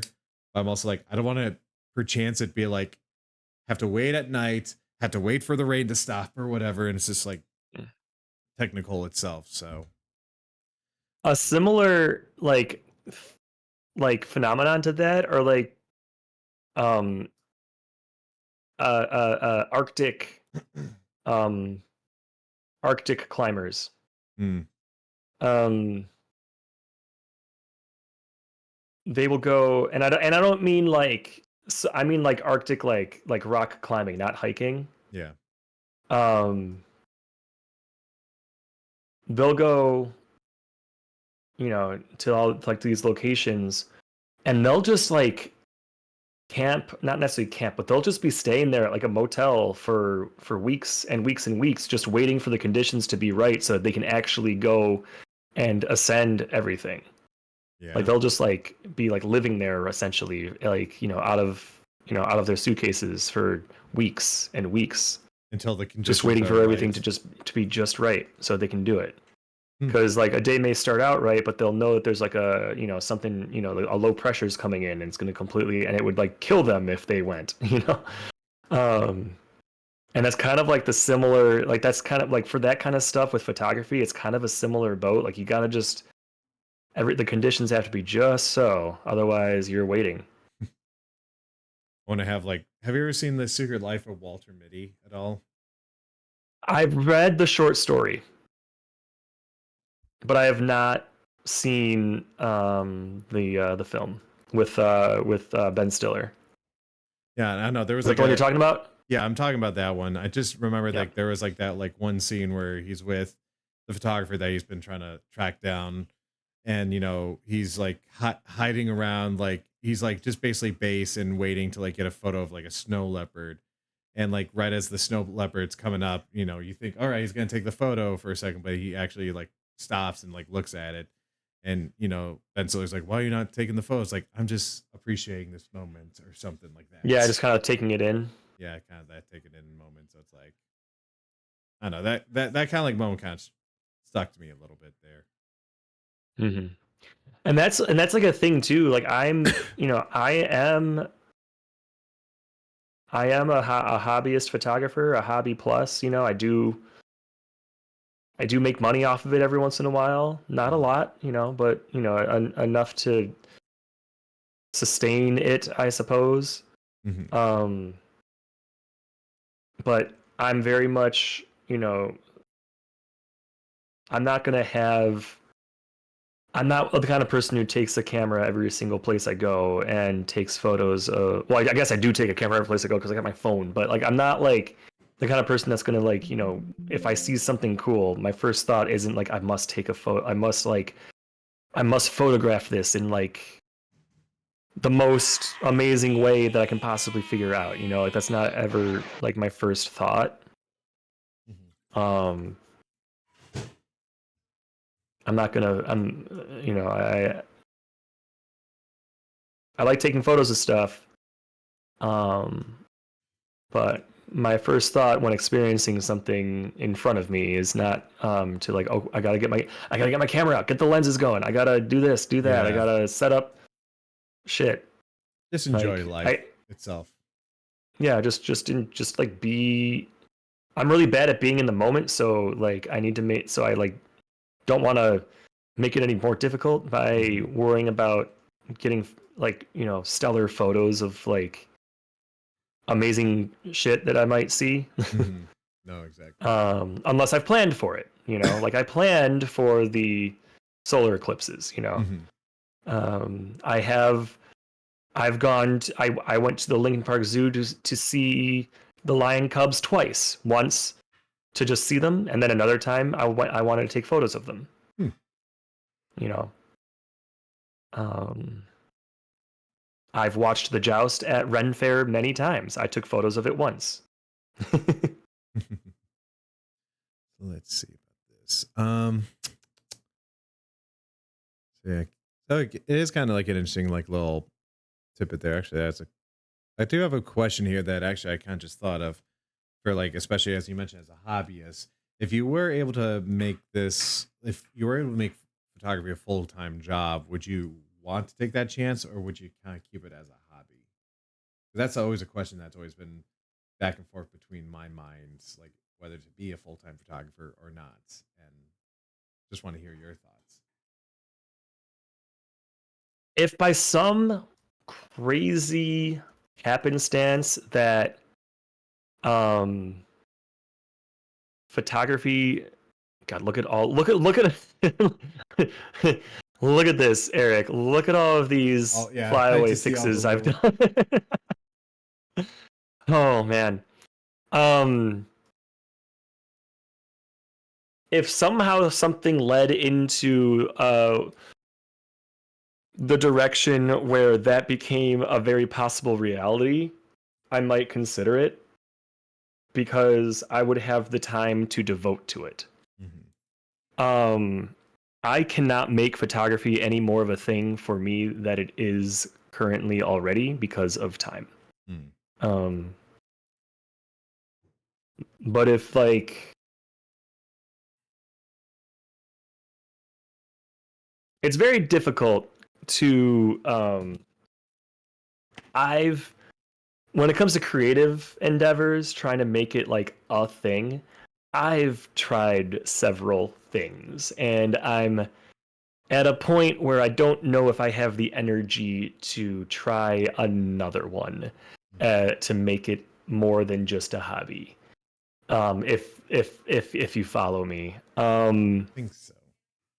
So it's that's a difficult question to be able to say yes to, I guess, because I have to think about the the time and the energy because one of the things now is like if you want to be a photographer in this world, you have to also be a content creator.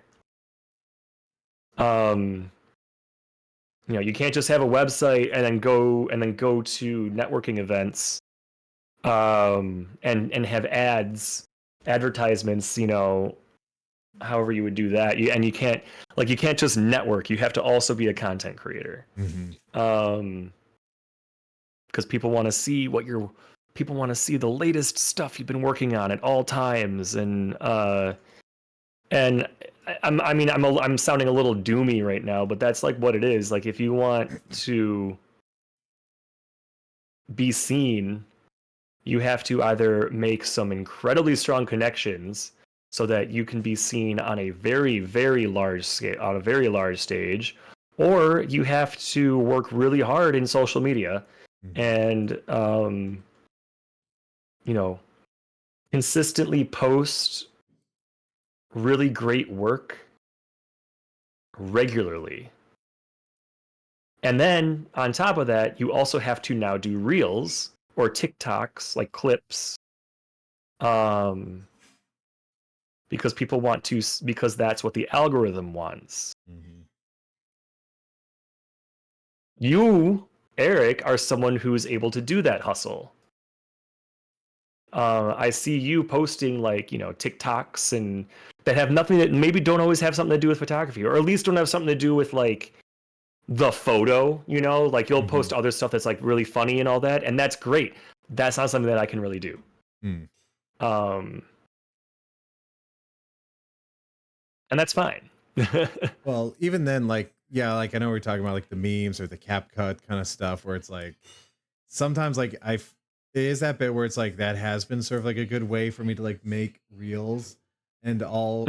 What about hustle? I know exactly. But it is kind of like that little bit where it is so constantly like a lot of things to juggle around with, and even like there are like times where it's like, well, especially like I think there was a bit where I was making reels like crazy and like filming or drafting up, but then now it's like my mind has just been either just juggled or busy, where it's like I just feel like I don't have the time to draft up like I have beforehand. And even just heck, I even forgot to like post one this week just because I either just been juggling so much, and I usually am that person that tries to like draft it up, but no, it is kind of like true, like trying to like, I don't know if it's just the change in climate or just me just getting busy and older, where it feels more exhausting trying to draft up and make content for, it's a lot. It's a lot. It's a lot of work. And even like that is a ton of work. It's a full-time job in itself. And even with like,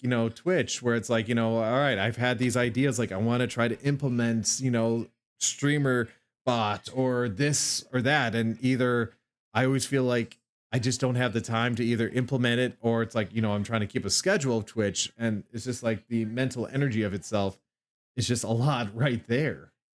So it is just like trying to find like whether little increments to like be like, all right, today I'm gonna try to draft up some posts, because that was like even right after Amkey, like I was kind of getting low on my drafts, and it was funny enough, I used to have like 15 posts like drafted up like regularly, maybe 20, 21 give or take, and I had stuff to post, but then suddenly I just kind of like got tired, and I was like, what do I draft, what do I post? And I just kind of kept being critical or just overthinking it, and sometimes I kind of let a little burnout there. So it's just kind of just been like, it's just tough to keep the game up. That's for sure. And it is that bit, but it's like when you do become full time, are you just, even though you would have the time, would just there just be too much openness availability for you? Be like, all right, I gotta update the website, I got to make the reels, I got to do the statistics planning and all that stuff, and I don't know. And at some point in there, you have to edit photos. Exactly. Like, and again, it is kind of like that bit where it's like, even though like I have been busy with a lot of the Amkey stuff these last couple weeks, but it's just like, it is only like when I sit down to do Twitch, I'm like, I feel like this is the only time I can really do any photo editing, like particularly Photoshop work. And again, I just don't know, just some crazy things like that. So I know that was, as I said, that was just a quick question I kind of thought of. You're like, actually, you know what? I've never asked this yet. So that is probably a good question to ask for you and future guests. Yeah, and obviously I don't mean to sound like negative and doomy and gloomy and stuff, but like, that's it's like it's what's true for me. Like there's a lot of people out there a lot of photographers out there who are making this whole thing work. with how, you know, social media and how marketing on social media works. Like they're making it work. They are putting in the time, energy, and effort. You know, they are doing that hustle, and that's fantastic. You know, I'm not like I'm not sitting here being like we should all not do this and we should go back to the way it was. Like, no, that's not what I'm saying. Because I wasn't a photographer when it was the way that it back in the day when it was that way, you know. So it's not like that. It's just this is just what's true for me. I can't do that. No. I'm lucky if I can post a clip from Twitch on YouTube. You know? No, it's also that same bit where it's like I know I need to try to use clips from Twitch, but then it's like, okay, I gotta remember to actually clip or at least try to like format it to be vertical as well. So it's always that challenge right there. So it's like just step by step. And it's like you know it, but then it's like sometimes I'm just like, I just want to chill out and just play video games for a quick second. Is that all right? Yeah. So, and again, each to their own. Like everyone has like the drive, and not to say like I don't have the drive, but it's just like I just feel like there's just so much things to juggle, and of course I got this little guy right here that distracts me. Oh, he's playing with the cord now. This is also a reason why I've been trying to switch to wireless headsets because Hanky here is just like he loves biting on this little thing here. So chat, I lied. I am gonna bounce this. I am gonna bounce these close-ups, those portraits into Photoshop because there's so much. It was so sunny. Her hair, every single flyaway is just like hello. So we're gonna do that. Sorry. So jumping around a little bit to get on a little lighter note.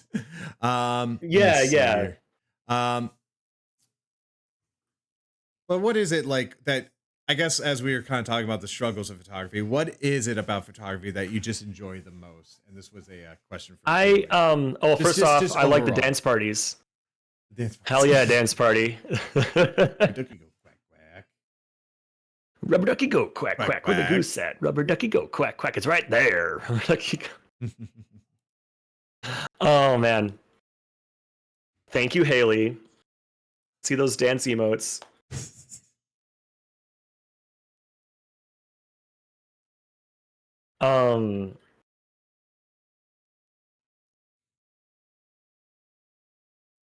So to answer that question, because that's a really important question. No. There's a million reasons why I do it. A big one is simply that,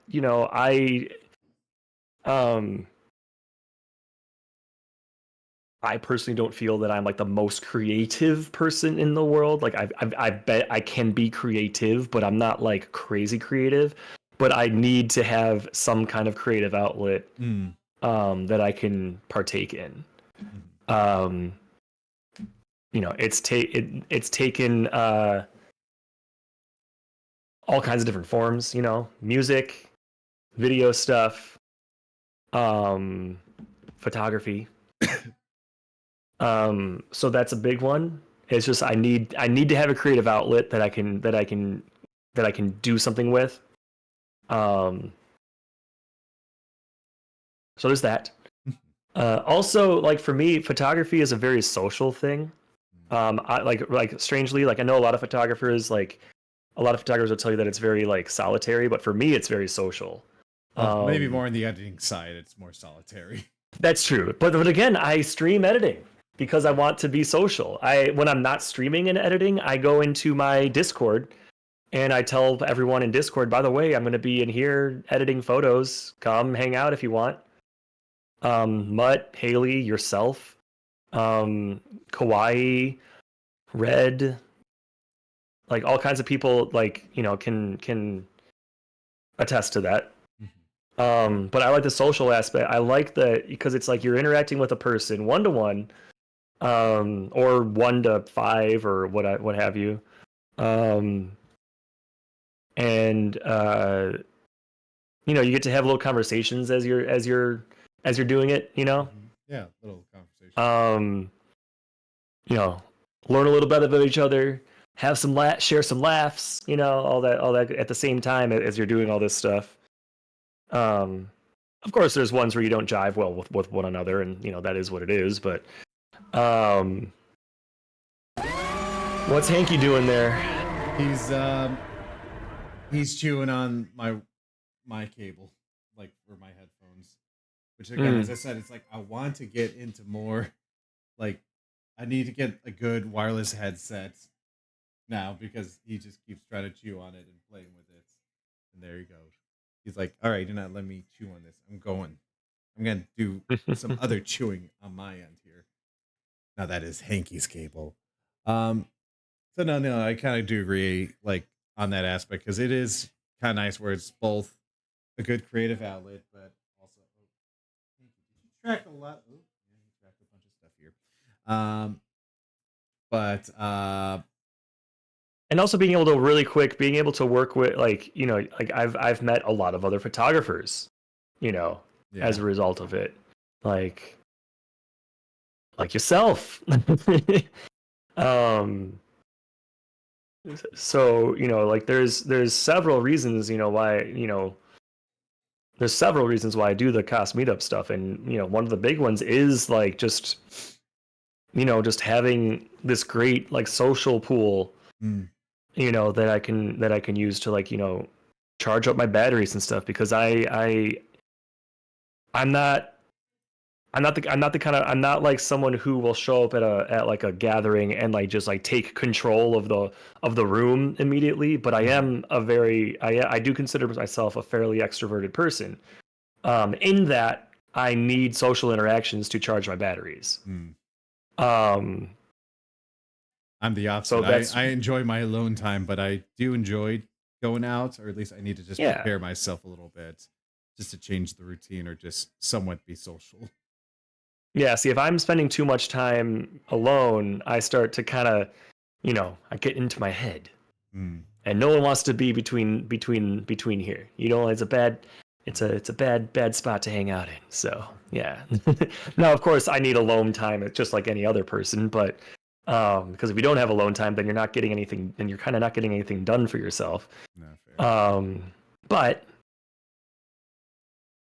I do very much, you know, there's a reason that I stream, you know, it's like it scratches that social itch.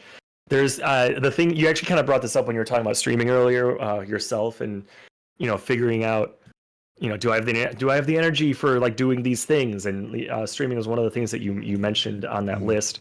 And I'm kind of like, with me and streaming, it's very interesting. Are you the kind of person when you need to shower, do you like, does your brain want to like put off getting into the shower, like getting out of bed or off the couch and actually going into the bathroom, getting the shower started, and then actually starting taking a shower? Like, but then once you're in the shower, you're like, this is the greatest thing ever and I don't want to ever leave. Unfortunately, I used to be a morning shower person, but I unfortunately just wake up and go to work, and now I'm an afternoon. Well, morning or not, like it doesn't matter. But transitioning it to actually doing the shower just feels like a chore for some reason. But then once you're in the shower, you're like, this is the greatest thing ever. I don't want to stop this. And that's kind of like how streaming is for me sometimes, where like when I have to, like I have a stream that I have to do, I'm like, oh my god, this is gonna take so much effort, so much energy, and all of that. But then like once I'm streaming and I get into the groove, I'm just having like a great time. I think I know what you're talking about. It's like no different from, say, for example, Nicole sometimes is like, I don't want to go to the gym, but I'm like, honey, you'll enjoy the gym. You'll feel better after the gym. So it's like just the sort of like the feeling of like, do I not want to? But you you will feel better, but it's just to get to that point, I suppose. Is that kind of like we're saying about it? Yeah, like kind of like that. But it's not like for the you'll feel better once you do it or after you do it. It's like, no, like once you're actually doing it, you immediately feel, or not necessarily immediately, but you almost immediately like feel better. Like you're enjoying you enjoy the shower in the moment. You know, you don't enjoy the shower after the fact. You enjoy the shower when you're in the moment, in the shower. Yeah. After you get out of the shower, you're like, I want to go back in the shower. You know, like I want to go back. And that's kind of how streaming is for me. Sometimes, and a lot of times photography, like when I have a photo shoot, sometimes, and you know how it is, every photographer has this, there's some photo shoots where you like it's just not working for you. Like you're really grinding, trying to get through the shoot, trying to get the shots that you need that you feel comfortable with. But there's a lot of photo shoots where like once you get started, like things are just clicking, you're having a great time, and all of that. And that happens with me on all of these things that I do. The actual just trying to make myself do the things sometimes can be really like difficult because I'm like, oh my God, like I don't have the energy for it, or I really need to focus on this other thing. I need to take this time to do this other thing. Like, but then once I'm finally doing the thing, I'm like, okay, yeah, I'm here now. This is great. Yeah. That's like how streaming is for me. It's like you have to I have to psych myself up to get into the shower, but once I'm in the shower, I'm having the time of my life. No, fair right there. So I guess as we're kind of like talking about like jumping in, I guess maybe that's kind of like the same concept for me, where it's like sometimes I might like feel a little ruts where I'm like, oh God, I'm nervous to like actually edit these photos because like it didn't quite, I kind of like second guess myself, like, did I actually do a good job in the shoot or something like that? But then, once I start the editing, then it's like, okay, it gets a little better. Kind of is that better? It's like, all right, now I see where this project is going a little bit more. And, I'm not as self-critical because God knows I kind of like look at the photo at the back of the camera. It's like, why did I do this or that and how that works? I guess as we're kind of like, I kind of like have been transitioning to like the start and middle of shoots, but now we're kind of getting to the photo part. What makes you decide how you approach a photo and how to edit it? And I believe this is a question from Haley. So like, I don't know, just Haley asking me questions I don't really know the answers to tonight. All right. That's sometimes I know exactly what I want to. Sometimes I know exactly what I want to do with a photo before I even start the shoot. Sometimes I'm sitting here being, in front of my computer, just being like, I'd say about at least 50% of my photo editing, I'm throwing shit at the wall and seeing what sticks. And then once I find the thing that sticks, I lean into it hard because I can't afford the time to waste trying to brute force it a different direction. If I do find a direction that I'm feeling that I'm vibing on, I go with it, and that's it. Like that's the end of it, and I go with it. Then it's about another 30%, 33% of it is me like having a vague idea, and I always start in Lightroom regardless, and I start like I start with the basics. I'm like, okay, let's get it to be true to eye. I edit the photo. I get the lighting in. I get the lighting in such a way, and I get the white balance in such a way where the photo itself looks kind of true to eye. And then I just kind of start tweaking things, being like, well, do I want the background to be lighter or darker? Do I want like how much do I want the subject to pop? Do I want the subject to or do I want this to be like a scene? There's a lot of that kind of questioning that goes into it. For photo shoots that I do where like I'm trying to go for more of a cinematic vibe, I decide on temperature almost immediately. Craze, I know you'll be showing me something that pops. I know. Don't tease. So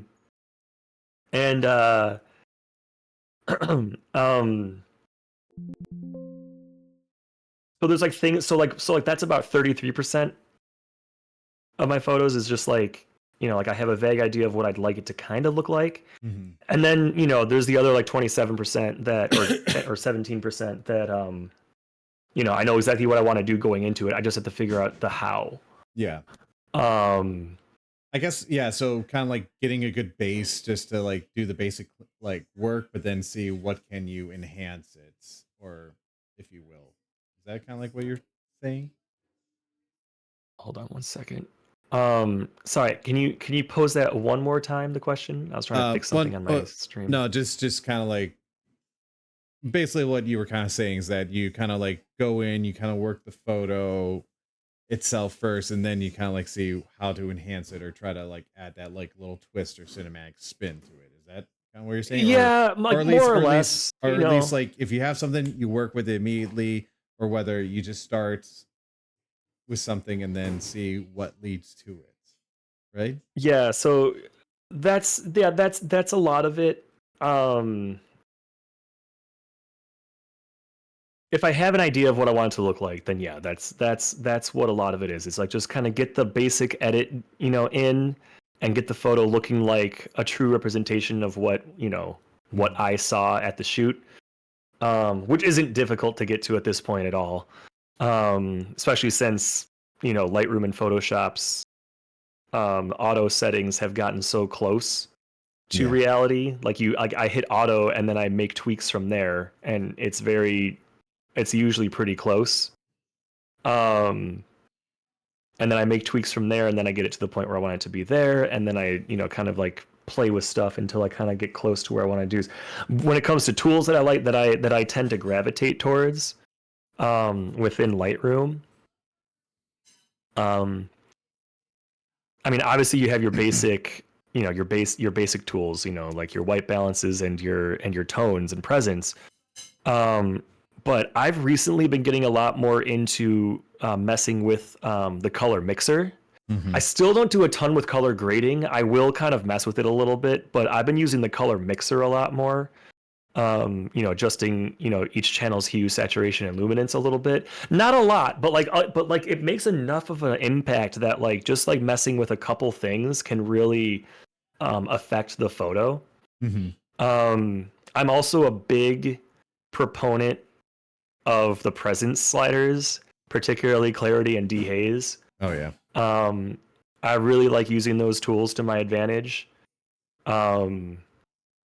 So like there are things that I will always kind of jump to kind of like start the process. But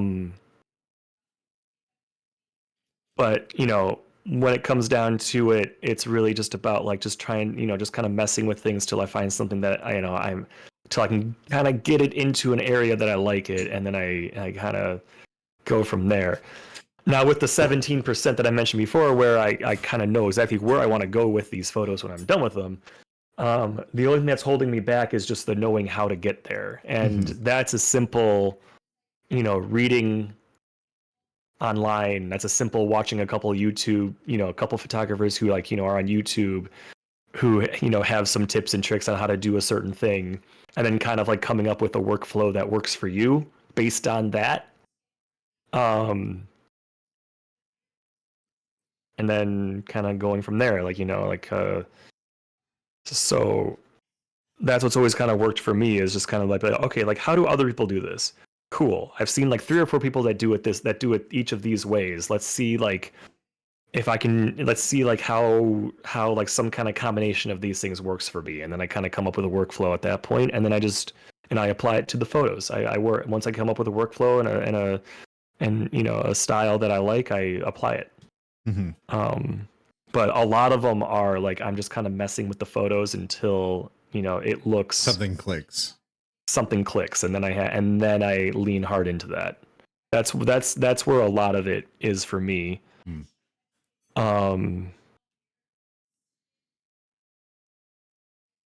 Sometimes I wonder if like using more tools, am I using more tools because I think that I'm improving? Is it because I think that they are improving the edit and the outcome, the product? Or am I doing it because I've been doing photography for nearly a decade now, and I feel like I should be using more complex tools? Like, what's the real motivation of me using these tools? Yeah. Because I have in front of on my wall one. Let's see. There's one. There is. I mean, technically, that's the second one right there. 2.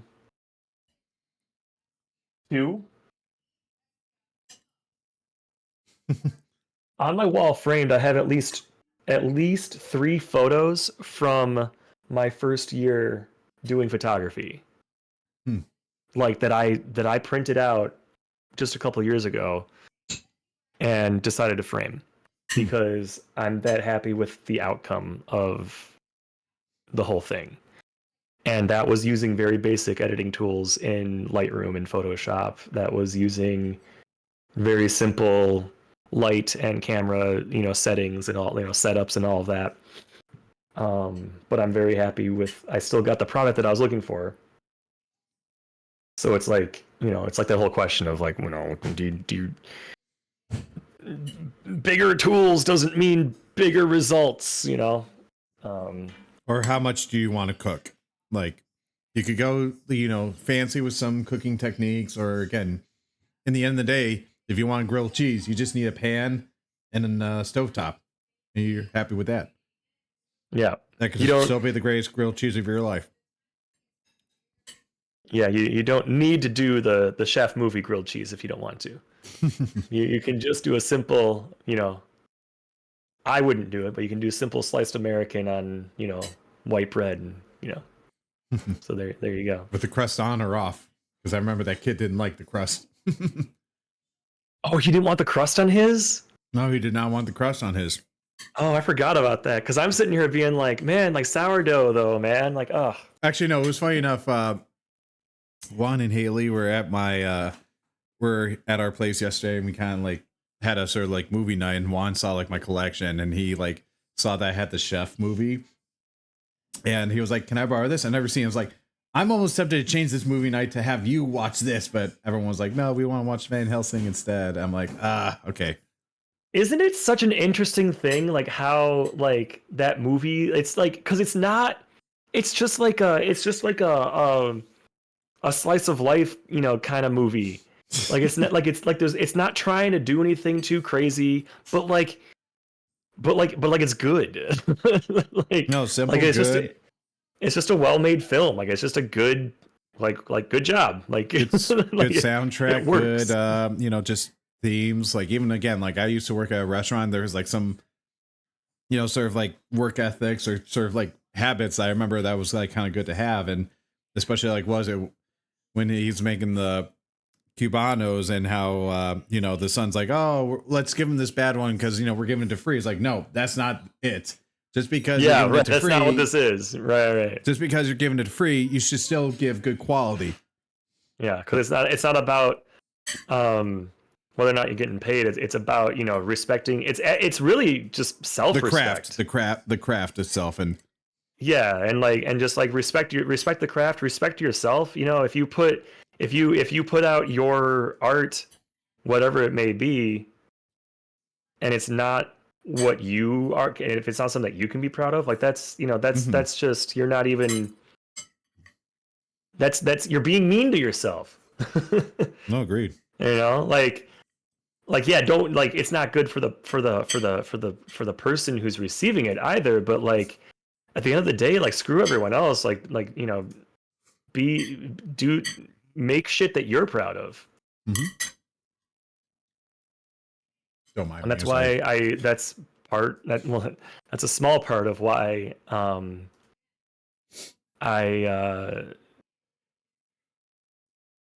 that's a small part of why I'm not 10 months backlogged in my posts, like Haley mentioned. Because the big one is that I don't have a very large catalog to begin with, because I don't work nearly as much as you and Haley. Haley, it's like her job, Yeah. So like, so that's like a whole difference. Wow, I can't keep up. I know, right, Haley? Well, again, I think that's always like that little bit. But another part is even if I had enough to post from that amount of time, I wouldn't be happy enough with the vast majority of it to want to post it. Mm-hmm. You know what I mean? Like I want, unless I'm intentionally posting something that's like, this is an example of this, or something that didn't quite work right, and and this is a learning exercise for me. Mm-hmm. Unless I was posting something like that, I want to post stuff that I can be proud of, that I feel best represents what I'm capable of. Well, even then, like one thing I've been kind of doing a little bit, it's like re-looking at old photos, and I'll be at like the current photos, like I'm still trying to keep up with my backlog, but at the same time, like I do want to like take a chance to look back at old photos from like 5+ years ago and either like kind of approach it with a different mindset than I did, like whether it's the techniques or assets that I have now that, to try to see like what if I can do to adapt this, and enhance it. And maybe that's where there are like still some old posts that I haven't posted. I'm like, maybe I'll give this a little bit of new light or something to that degree. So it's not that like, it might be something like, at the time, like you are now, you might be a little frustrated, like how this not come out as I would hope. But, it's like, well, that's a good thing about photography, and especially keeping the raw files, or whether just relooking at the JPEG of the edited photo, where maybe you can like find something in there to go through that.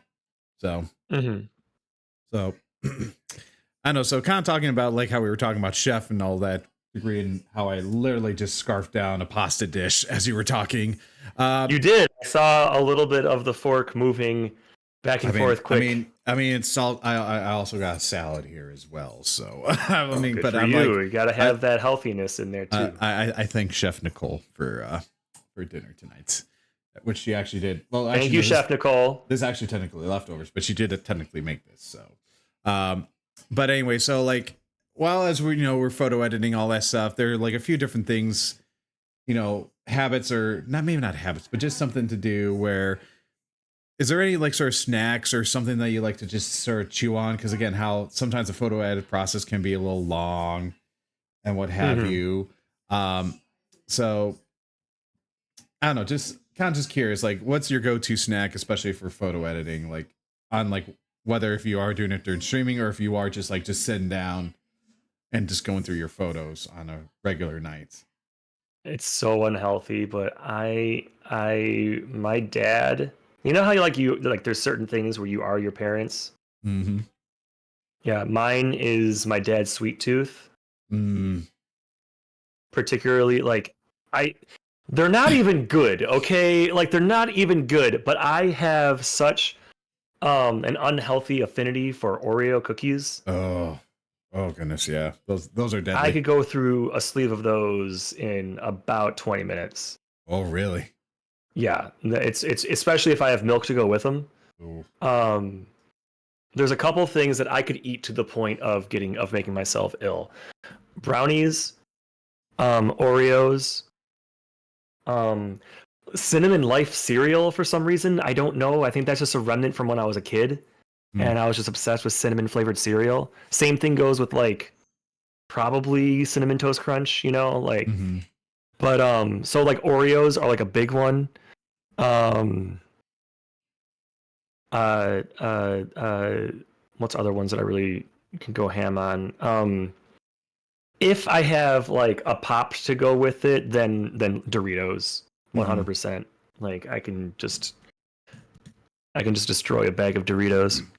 Well, especially for me, like I'm always like finicky, where it's like I don't want my fingers to get too much crumbs or dust on there. So that's also. I have hand wipes. I have towelettes here. Don't you worry. Well, I sometimes have like, was it those like little snack chopsticks or something like that, where I think it was like on Shark Tank or something like that. But it's like kind of clever enough where it's like you're not directly touching those items, but you could at least have a device that delivered the food, for lack of a better word. Right. I feel like my go-to is always just like a bowl of popcorn or something like that. So something that's like light but not too much, Yeah. And then sort of like continue. No, it really, there's so many snacks that I will eat and just have no problem eating them. That's really all I was going to say. Okay. And then kind of continuing along the lines of like, all right, as you're, doing your long nights of photo editing, is there any sort of like music or noise or any sort of like background noise that you kind of just always have on, just to try to like keep not to keep yourself distracted, but just like, just something to keep yourself entertained during the whole, because again, how it is like routine, be like, all right, let me do the frequency separation. Let me go and do some cleanups. Yeah. Let me do the color editing. And, just as you're going through the motions, what just kind of keeps you a little bit entertained during the process? So I have a couple of things. I kind of it's kind of like on a rotation because I don't know, like sometimes something that would like work well for me one day will be like detrimental to my focus on the next. Um, but lo-fi beats are usually pretty good. They're pretty good. They're a pretty safe bet because they're just you just can't have that constant like drum beat, That's not, but it's not like house music where it's a constant like doof doof doof, but you always have drums going, and it's going at a good enough pace where it's rolling, but it's not like slow Or too aggressive either. or too aggressive either. Um, Another thing that sometimes work, honestly, just having Bob Ross on in the background can be helpful Ross. sometimes. Okay. I genuinely find that like helpful to have on in the background sometimes. Other music, there's a couple bands, there's a couple bands or albums that I'll put on occasionally. Rated R by Queens of the Stone Age. The Bends by Radiohead. Siamese Dream, Smashing Pumpkins. What else? What else do I? Sometimes Linkin Park's Meteora. Ooh,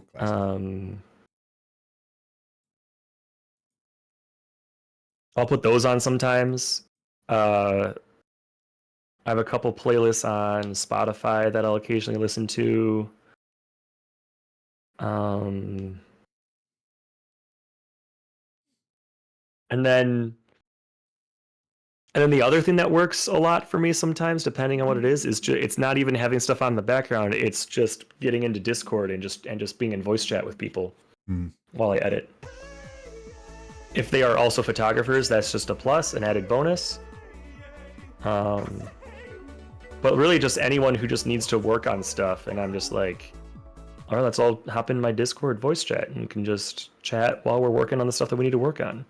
We can show each other our progress, like all that, like, kind of like it's like an accountability kind of thing. I need to get back into that because I remember I was doing that for a little bit, but as I said, either it's that combination for it's like I want to try like either like watch people's streams while I photo edit, but I always feel awkward like okay, I'm trying to edit, but then I jump back and forth trying to type, and then but it's at that same bit where it's like maybe I might be watching something because I usually try to like watch something, whether it is like I'm just like watching One Piece or maybe a movie or something like that I'm kind of gripped into, and then I'm just like, I know I should try to do this social stuff, but I'm like, I don't mind just being reclusive and just having my background noise as it is. It's a quiet life, simple life. But again, I guess it's a quiet life. But I guess that is more to like my introverted bit, while you are a bit of a again on the extroverted side. So I guess it makes sense that you're more inclined to do the Discord hangouts and just talking. But it's like I know I need to try to like do that a little bit more on my end. I just need it kind of like I guess it might be kind of like the same thing to your shower analogy, where it's like I need to get myself to do it, and I'm sure like when I do it, I will enjoy it.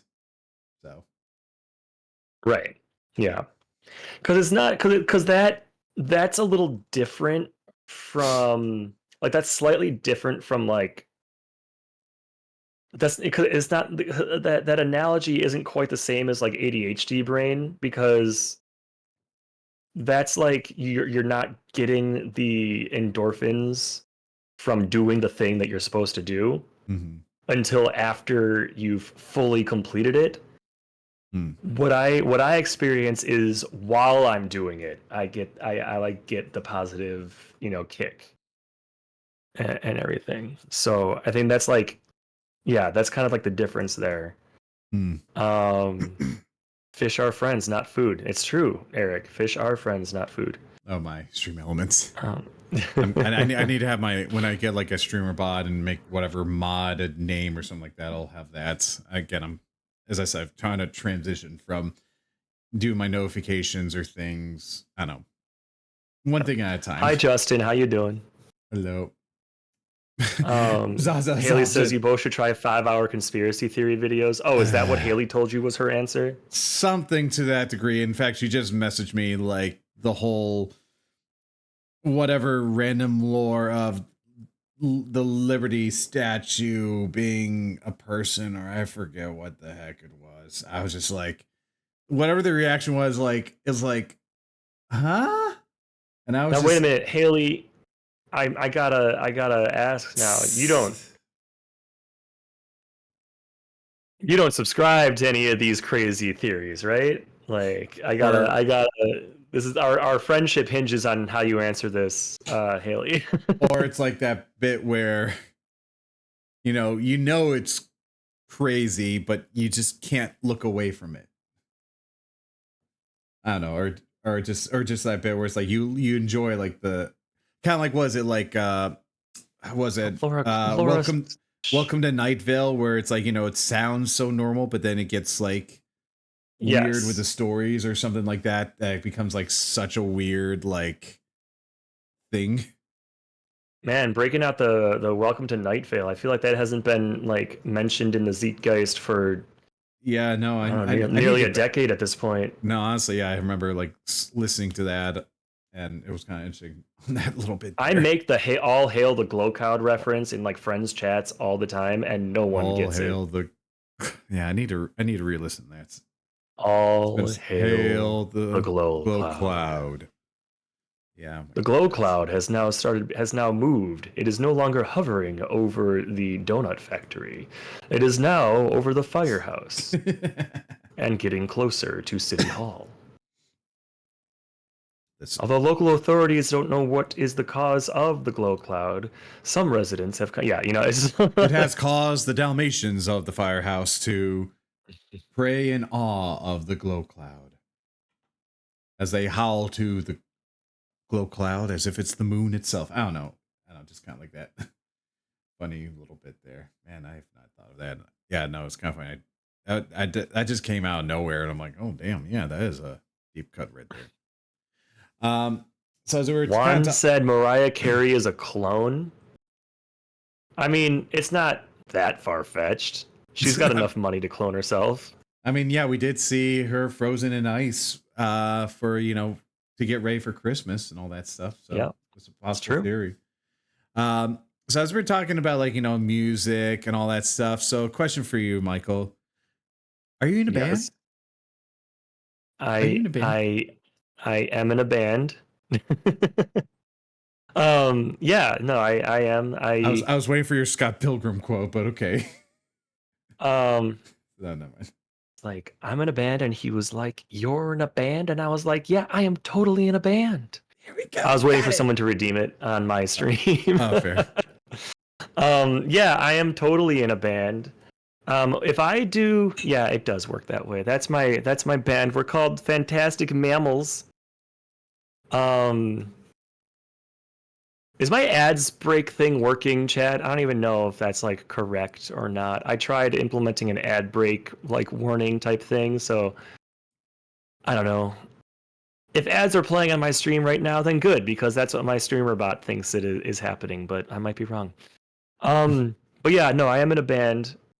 I've been in several bands over the years, and my current project is called Fantastic Mammals. We have several reviews. We have at least 5 reviews, and they're all positive. Except the one guy from the Inquirer, but we don't count him. The one guy from the Inquirer. No, I'm just making shit up. Okay. But yeah, we do. Our music's kind of, we do a bunch of different stuff, but the best way that I can describe it is kind of like a post-alternative hard rock sound with some residual chiptune elements in there, but we've kind of put those down. We've kind of put the chiptune part away for the most part at this point, but if you were to go on Spotify, you're going to hear that. So it's there. And I play bass for the band and do a little backup singing. So kind of what got you into sort of music? Because I guess yeah, we were mostly talking about your visual photo journey, but I guess we haven't like jumped into the music aspect into that. So do you want to like give a little uh insight on that? And B Conley, thank you so much for the follow. You're not only fantastic, you're fantastic. Let me show you your photo in a second as Michael talks about his musical career and the beginnings of it all. Well, I have been a mediocre musician literally my entire life. I've been doing music. I have been playing passable music for my entire life. Always, always been a fan of music. I've been a listener of music, a player of music, one way or another. I was that kid like in elementary school who would be like getting like aggravated with the other kids who couldn't stay on pitch. I wouldn't like turn around and be like, why can't you sing this right?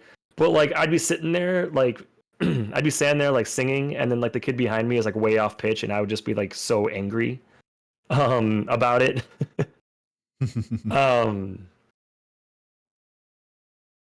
so yeah, I've been singing, one way or another, pretty much not the song one way or another, but I've been singing in one form or another, my entire life. I picked up violin when I was in third grade, played up until high school, which is when I picked up guitar, played that, till now.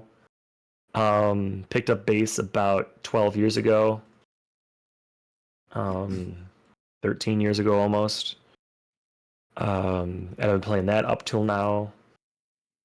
I majored in music business in college. Tried to make that work for a little while. And then I took a part-time job that turned into not a part-time job, and I never really got back into a music-centric job, which is kind of sad, but that's just the reality of things. What was that job? Because like I know you mentioned to me before that you worked for Ravinia a little bit, right? I had a summer internship at Ravinia back when like my entire generation thought internships were a good idea. um, I worked in the production department, which meant that I was basically artist relations essentially. I made sure that the entire backstage was essentially set for artists to reside in while they were there. I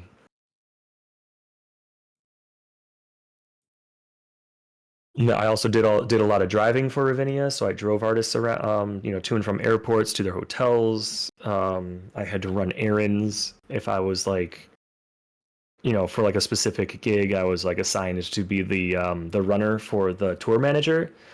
Oh, Nikki, what's up, Nikki? Getting Nice, raided, nice. Eric. I see. Nikki, how we doing? Mutt's back. Hello, Mutt. Hallelujah. Welcome in, Raiders. Welcome to the Birdhouse. I am RaptorPhoto.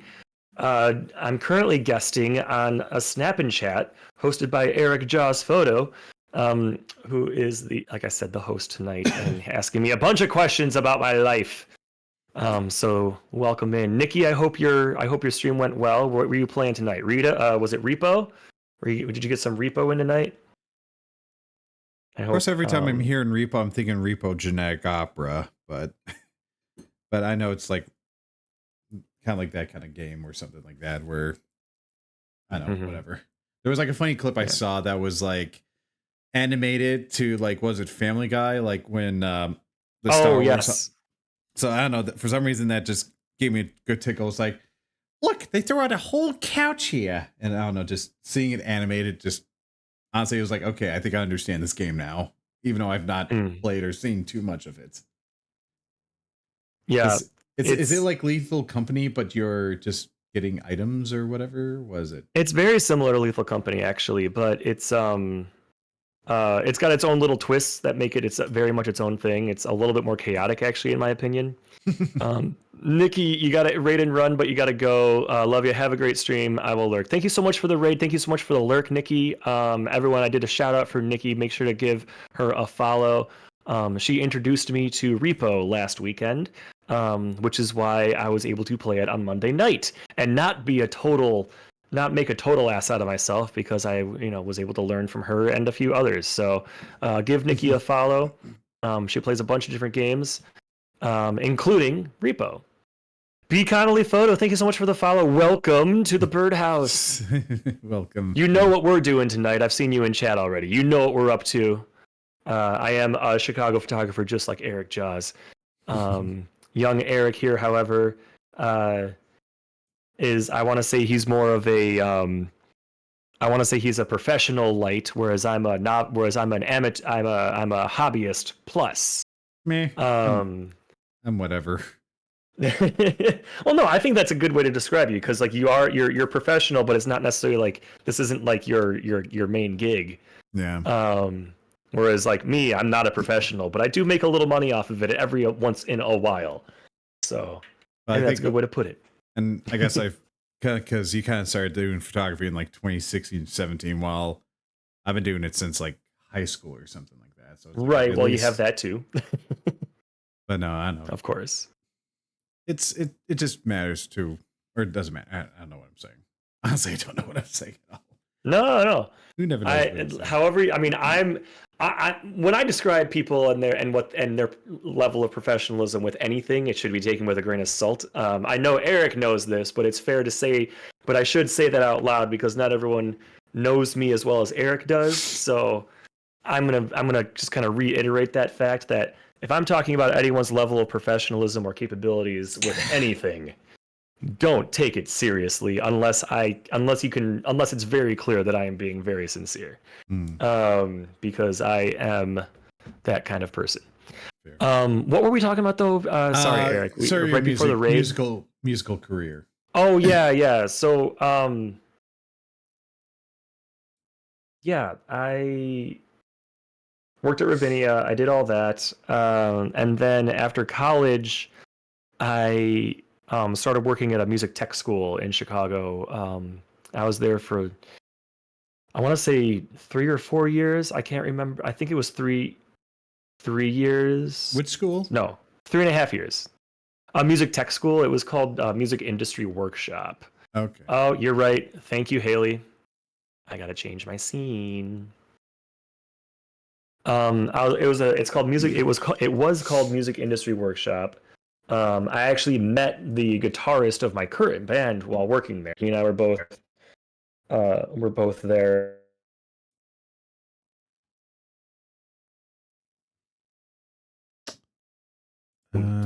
Studio Chicago, which used to be a pretty big deal recording studio in the city, until kind of sputtered out after a while. But yeah, I was there. My big thing was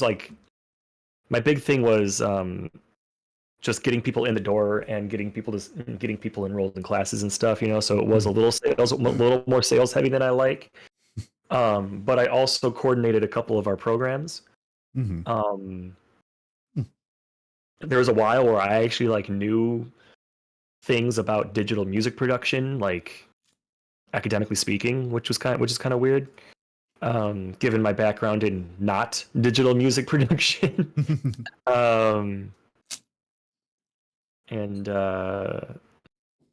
it was a decent enough job while it lasted, but I did not appreciate the owner at all, for good reason. But I just it was a very toxic work environment working for that guy. So I eventually moved on to other things, and then they went.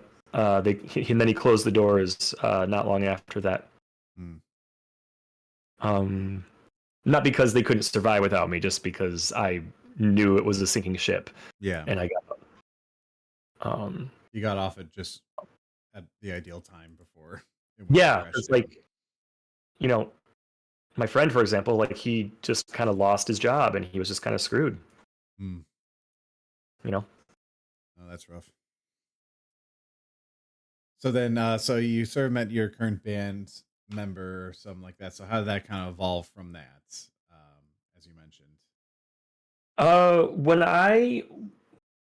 When I want to be part of something musically, I let you know. Like that's I've that if there's any like when I want to be a part, when I really want to be a part of something that's a creative outlet, I make that known. I don't dance around it. I make that known. So um you know, time when I joined up Time Crash, that Doctor Who band back in 2012, it was because I was talking to the lead guitarist, who I was already friends with at the time. But I was talking to him, and he mentioned that he was in this Doctor Who band. I was talking about that I wasn't doing anything musically that at the time, and I hated it. And then he's like, yeah, like I know you play guitar, but like we just need. He does not skirt. Yeah, Josh is right. Um, uh, It's like, yeah, like we need a bassist though, and I'm just like, I'll play bass. Like I said that. Like I looked at me like I'll play bass. I'll borrow a bass from someone. I will learn how to do it. Hmm. I'll come up with some bass lines for you guys. I'll audition. And apparently I was just okay enough that they were like, yeah, all right. We're not. They weren't. They didn't know how serious they were yet at the time. So I think that also had something to do with it. Like if they were like if they were like already like you know, been around for a couple of years and, knew the direction that they were going in and everything, they probably would have said no. But because they were all just starting out too, they're just like, yeah, whatever. But come on, like you have time to learn. Like we can afford you that time because we are only just starting. And then the current band that I was in, like that I'm in now, I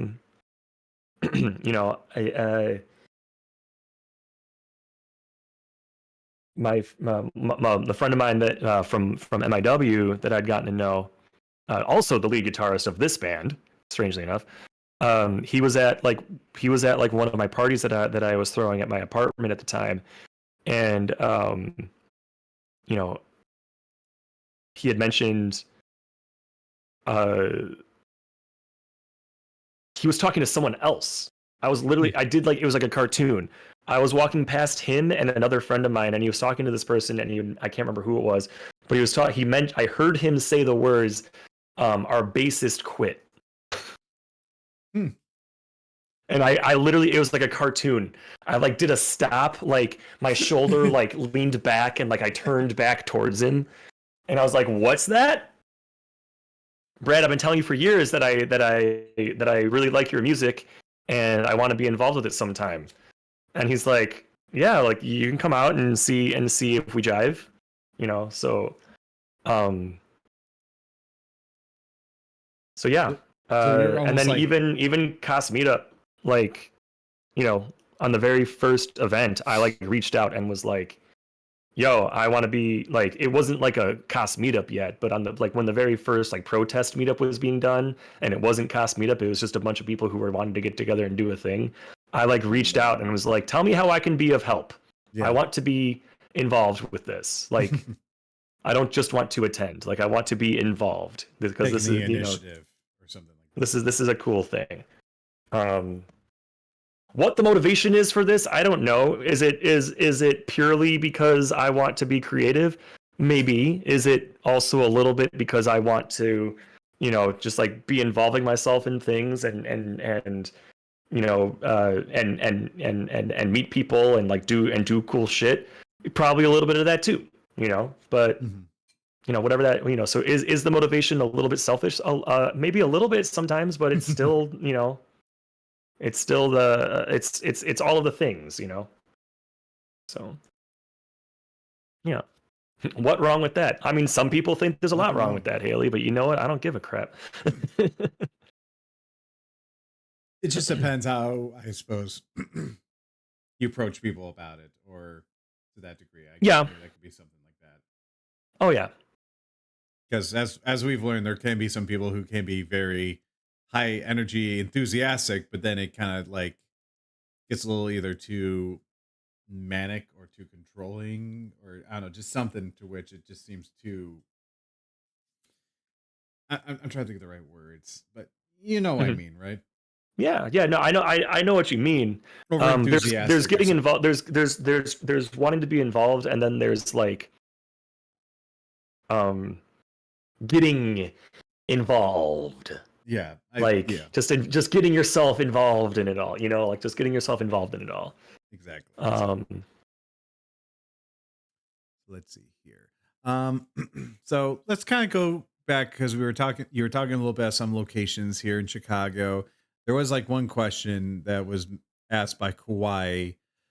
What is your okay. favorite Chicago food, and which one sells the best? But we also have Zaza, Ooh. who asked another Chicago food question: is what is your favorite pizzas? Your favorite three pizzas Okay. in Chicago? But I mean, you can answer whichever one. They're both Yikes. Chicago related. So Well, chat. Just a reminder to people, to Eric's chat and anyone who's new to mine. Kauai is my fantabulous mod, who takes care of me when I'm streaming and makes sure that I don't do anything stupid. So everyone say hello to Kauai for a minute. Um, Hawaii, food, but food. I mean, we love talking about food as well on my chat. Like God knows, I talk about food like crazy. yeah, I like talking about food, but it just doesn't come up as much in my streams for some reason, and I don't really understand why that is. It's just kind of the thing. Um, but top three. So okay, so Kawhi's question again. I know Laura's was specifically top three pizza, and Kawhi's is what's my favorite Chicago food and where do I get it when I want it? Yeah, yeah, or at least like, what is your favorite Chicago food, and what is we consider to be the best one? So, I mean, Okay. choose whatever. That's really tough because like the easy answer is pizza. Like Yeah, that is the easy answer, but like if you put like a Mr. Beef's mm, in front of me, or hell, like a Portillo's Italian beef in front of me, like I'm gonna be a very happy person. Like no, I don't either know. way, both are great on their own. Yeah. So like I don't eat Italian beefs very often, mainly because like I can't stand mediocre ones. like like I don't like Al's beef. I think it's bad. Mm. Um but uh oh yeah, Laura hasn't seen that you What? adopted a new cat, I Eric. posted it on Michael's Discord. Wait, where does Hot Rock go? Oh, Laura doesn't use Discord. Okay, well, yes, that was Hot Rod, to which we took him in this Tuesday. I was like, well, like I also posted it on my Instagram, Laura. I don't know. Either way, I'll talk to you more about this later. Anyways, food. If he comes back, Anyways. I'll talk more about him. So when it comes to like everyone's like, oh, if you're gonna go to Chicago, just get Al's beef. Yes, it's a chain, but it's like the original, and it's like it's not the original. First off, Mhm. and secondly, yes, it is a chain. If you're gonna get a chain Italian beef, go to Mhm. Portillo's. Like True. that's the better option. That's the better option. I don't know, Get but it with with peppers or not. It's up to you. I don't care. I don't generally get it with peppers. I have, but I generally don't. And always get it dipped. Never get it dry. Never get it dry. no, If you get Italian beef dry, just get a roast beef. All yeah, right, like don't like oh my god. And then don't get it drizzled because that's just I mean like that's you might as well just get it dipped at that point. If you don't know what I mean, I don't care. Just order it that way. Um, but when it comes to like private establishments in Chicago, I mean like Mr. Beef's in Chicago. There's also I've still Mr. not Beef done and Pizzeria out I've in actually never done Mr. Beef. That's still on my list. Though I passed Mr. by it. Beef. Mr. Beef's is great. There's even Mr. Beef and Pizzeria out in by the Harlem Irving Plaza. Like it's on like I think it's on Irving Park Road, way out by what is that, Norridge, out there. That one's also really good for those of you that are like on the west and northwest suburbs. You don't have to come quite as far in to get that one. There's also, is Jay's still open? Because Jay's Italian beef was really good. I remember that one. Jay's, it's on the north side, so there's a lot of people that will say it doesn't count, but I don't care. Yeah, Jay's beef. Wait, is that all the way out in Harwood? Now I'm really digressing here because I mean now I'm literally on Google Maps. No, it's totally fine. That's where you guys have got me. Yeah, that's all the way out. Okay, so that's pretty far out there too. Okay. No, don't worry. Yeah, that's Montrose. Actually, yeah, I need to see. Now I'm like trying to. That's almost Montrose and Oak Park Avenue. Like that's really far out there. That's not much farther out. That's not much closer than Harlem Ring Plaza. Like that's basically. That's almost Norwich at that point. Okay. Yeah. Didn't realize that. Oh, good. I got an ad on YouTube. Give me a second here. We just all talking like our favorites here and there. I just love it. Okay, there we go. I gotta change. It's like over. When you're from Chicago. Whenever everyone just gets into a discussion about whether pizza or Mr. Beef or Italian beefs and all that stuff. It's not funny enough. No one has talked about hot dogs, but I'm like, because I don't know. I like hot dogs. I'm a big hot dog fan, but I'm not like a Chicagoan that's like, dude, you have to get it Chicago style. Like you have to put every single thing you could possibly fit on it. Like, no, I'm not that guy. I do enjoy it on the occasion. But like again, I'm not like that die hard. Be like, you can't put ketchup. I was like, no, like if I'm at a Blade barbecue, I'll still have like ketchup and mustard. You know, that's just simple. Put whatever you want on your hot dog. It's meat and a bun. Yeah, there are some people I know that are like that strict Chicago person that's just like, I'm like, dude, I don't care. Like, like food is food. It's a backyard barbecue. Like, I'm just gonna have whatever they have. But I know it's kind of funny you mentioned about Portillo's for Italian beef because every time whenever I think Portillo's, I just usually think hot dogs. It's kind of like that bit where when you're thinking Chinese food and you think whatever like restaurant that you go to, you know, you're thinking I should try something different. But at the same time, when you're thinking, no, I want Chinese, I want to get my sesame chicken or whatever. So it's like, I know I should try the Italian beef from Portillo's, but every time I think Portillo's, I just want to get a hot dog or something like that because I just associate Portillo's with hot dogs. There's a Cuban place down the road from us that we just went to for the first time, and they have several things on the menu, but I had the Cubano last week. Ooh. I'm not going to get anything from there but their Cubanos because it's just that good. What like place? I'm like I have no reason to get anything else from here because this is so good. Like what place? Cuban Neo. Cuban Neo. Okay. Cuban Neo, yeah, it's like think like Cubano but with an E before the O. It's like so you have like New Cuban. Yeah, it's kind of a play on words. All right. Yeah, so they got a little bit of a fusion. They have like a fusion menu. Okay. Some of the stuff they have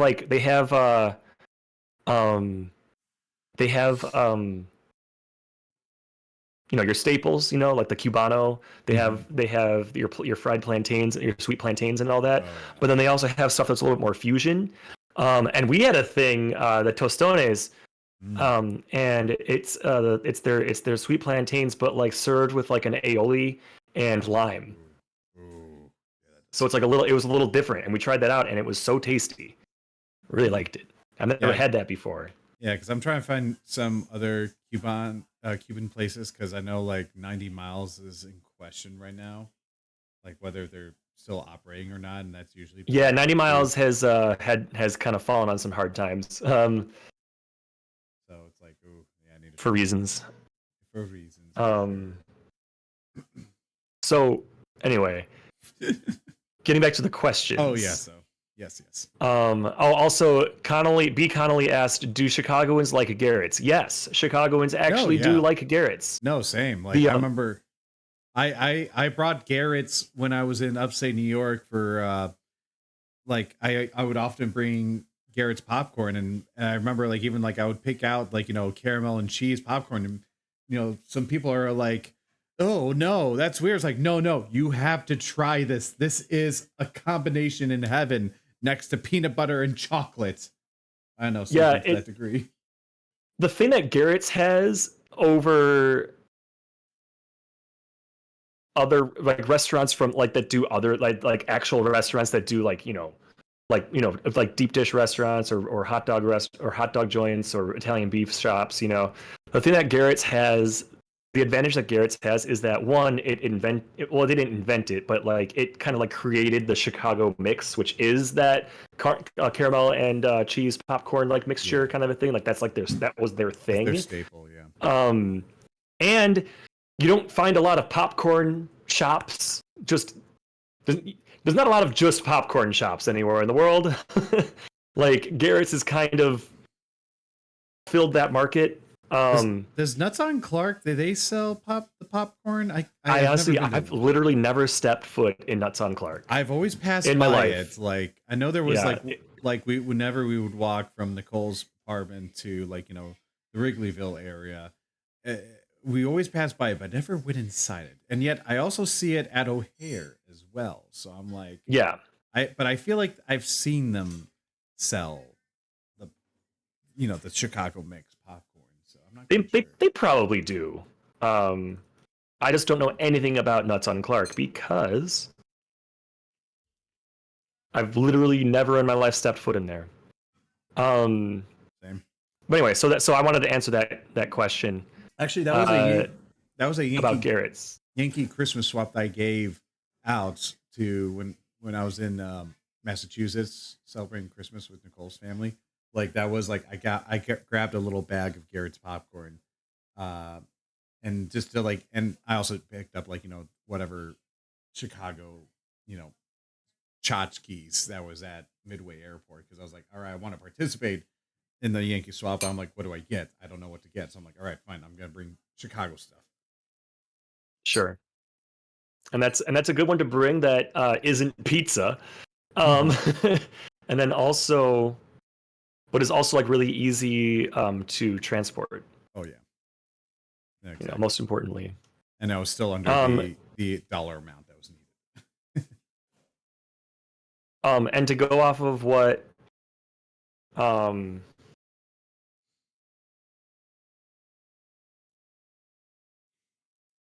wait, what feels touristy, Juan? Garrett's? I mean, it's a chain, so it kind of automatically feels touristy on the outside, like just looking at it.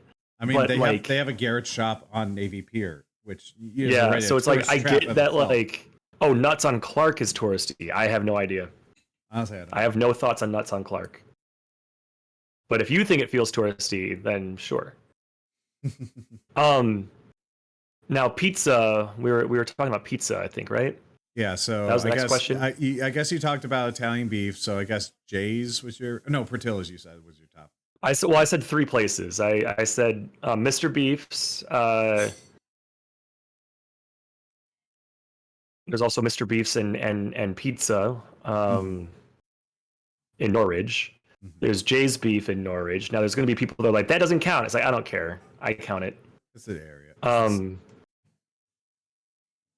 And then why is this being so difficult? I hate it. I hate when Photoshop's spot removal tool works less well than the Lightroom's. Really? I feel the opposite. Yeah, like I'll use it and it like creates this awful. It gives the subject a scar. Oh, like, I think I know what you're talking about. Okay, that one almost worked. I might be able to work with this now. Like sometimes you gotta find like if the brush isn't the exact right size. Yeah, because you don't want to have it covered too much, but you still want to get enough coverage of the surrounding area, especially for flyaways on the face. Yeah. And it's like skin is not difficult to recreate. Like, there's so much sample space to pick from. Yes, speak Anyway, Conley. We are both cosplay photographers and occasionally dip into other genres, whether yeah. it's So like portrait tonight, or I'm working on wedding photos. Um, but so like pizza, I I'm very much a Chicagoan that believes that like Chicago deep dish is for special occasions, same. Agreed. or like a once in a while kind of thing. Like, you don't have to wait to go to Pequod's only once a year for someone's birthday. Like, you can go more than that, but it's Or not when a like friend travels or something like that. yeah, but it's not like oh man, I want deep dish tonight. Where are we going? Let's go to Pequod's. No, it's not one of those. Um, Also, like, it's just so unhealthy to do that to yourself. Um, but so I like a lot of different kinds of pizzas. I am a huge fan of a good New York slice. Well, thank you so much, Um, Leah. Thank you so much for the raid. Holy cow. Welcome in, Hello, Raiders. welcome in, Leah. Thank you so much for the raid. For those who don't know, He hello. is Eric Jaws Photo. He is a fantastic photographer from Chicago, Illinois, who also games from time to time. Honestly, I should just have you like just hype up my streams because you're doing a much better job than I do. So thank you. Well, no, thank you, Leah, so much for the raid and sending your community over here. How you doing? What were you doing? You were doing some League. Ooh, very nice. We were talking a little bit about Arcane. Now, if my Twitch guru is working or not, I do not know. But hey, at least we still have the shout out command going. But no, we just been Leah's the chilling. reason I have an Arcane Season 2 Twitch badge. Really? Oh, because you were you lurking I while was they were lurking watching? while she did a viewing of it. No, perfect like that there. Which yeah, because I remember you were doing those watch parties, but I can't. But I think it was like late enough where I'm like, I'm going to bed. I'm tired. I like to sleep. But no, thank you so much, Leah, for the raid. Go do your post stream tasks of what you need to do. But your photo here uh, to celebrate your raid is this photo of Celeste at Star Wars Celebration dressed as a Sith Gambit cosplayer. Actually, I should probably try to post that. I haven't posted that in a while. But yeah, no. So thank you so much. And no, we've just been chilling out, editing photos through, and just we're literally talking about Chicago food right now. So that's what I kind of It, like about these streams, where it's like we could talk so much stuff about photography in one direction, but then suddenly we're like, all right, let's talk about food and all that stuff. So, but no, thank you so much again, Leah. And yeah. So, anyways, what you were saying about pizzas, Michael? Oh yeah, yeah, so we I were like talking about how deep dish pizzas to us as Chicagoans is not a go to. It's always like just occasion of a moment or something like that. it's an occasion pizza. I mean, we love it, but you know, if we ate it like people eat other pizza, we would all be dead. And that's something that a lot of people who aren't from Chicago don't quite realize, I think. Mhm. Because you look at Reddit threads and people will talk about it and be like, God damn, like those pizzas from Chicago are just like heart attacks. It's like, yeah, that's why we don't eat them all the time. Well, uh, especially like what was it like whenever Jon Stewart did that like whole Chicago deep dish rant don't get me on started on Jon Stewart and pizza no preferences. well no believe me because I was in the worst place for that to happen, upstate New York. I was like literally doing like a Quidditch. I was literally Oh, so like like the snobby New York. no Ugh. exactly so like I we were literally at a Quidditch tournament and like and it's around that same time like that monologue or that rant came out and I was like I'm exhausted. I just want some pizza. And of course like we go to this like pizza joint there and everyone's joking, "Oh, this is not to your standard of pizza, is it, Eric?" I'm like, "No, pizza's pizza. I enjoy pizza." And Chicago deep dish I cherish, but I definitely know it's a different league compared to what is you New Yorkers call pizza. Now, do I enjoy folding my pizza? No, I do not care for that sort of action because my like roommate my freshman year literally gave me a slice of pizza and folded it. I'm like, what are you doing? That's The weird. hell you doing? What are you ruining? What if you want a folded pizza? Get a goddamn calzone. I was about to say that. Yes. But no, so Just get believe a me. calzone. No, so yeah, no, believe me, I was in hostile territory whenever I was at That's when really that funny. I know it was just bad timing. I'm just like, you just won this game together, team, and here you are putting me in the middle. I am your goddamn keeper. I am your goalie. I'm gonna let these shots go in because you smack talk my city. Oh yeah, Leah, we'll be at C2 for sure. Yeah, no, exactly. Stromboli's all day. Oh goodness, Um, haven't heard of that in a long time. Ooh. But no, so favorite pizzas. yeah, so favorite pizza. Now that we're finally like getting to it, so I very much am like I'm really a fan of like the Chicago pub style or tavern style pizza, Yeah. which is like it's like a thin crust, um, that's cut into squares and is really tasty. But then I also like, like I said, I like New York style. I like Detroit style. I like Sicilian. I like so many different styles of pizza. Pizza's pizza. I sometimes It's all enjoy very good. Detroit style. Detroit is always like one that I enjoy as well. Yeah, Even and though there's it so many is different kinds of like so many different ones that you can get. There's variations on Detroit style as well. There's a place that does their own style of Detroit Jets pizza here in the city. mm. It's a little bit different, but like it is what it is. Actually It's no, it more was similar funny. to. Sorry. So it was kind of funny, like in upstate New York, like at the college cafeteria, what was a deep dish pizza was technically a Detroit pizza. So I remember it's like, yeah, the bread is this thick. There's this thin layer of, tomato and cheese. Like, this is not my cultured pizza. I feel offended right now for you to call this a Chicago deep dish or Chicago pizza. I'm like, ugh. Anyways, continue.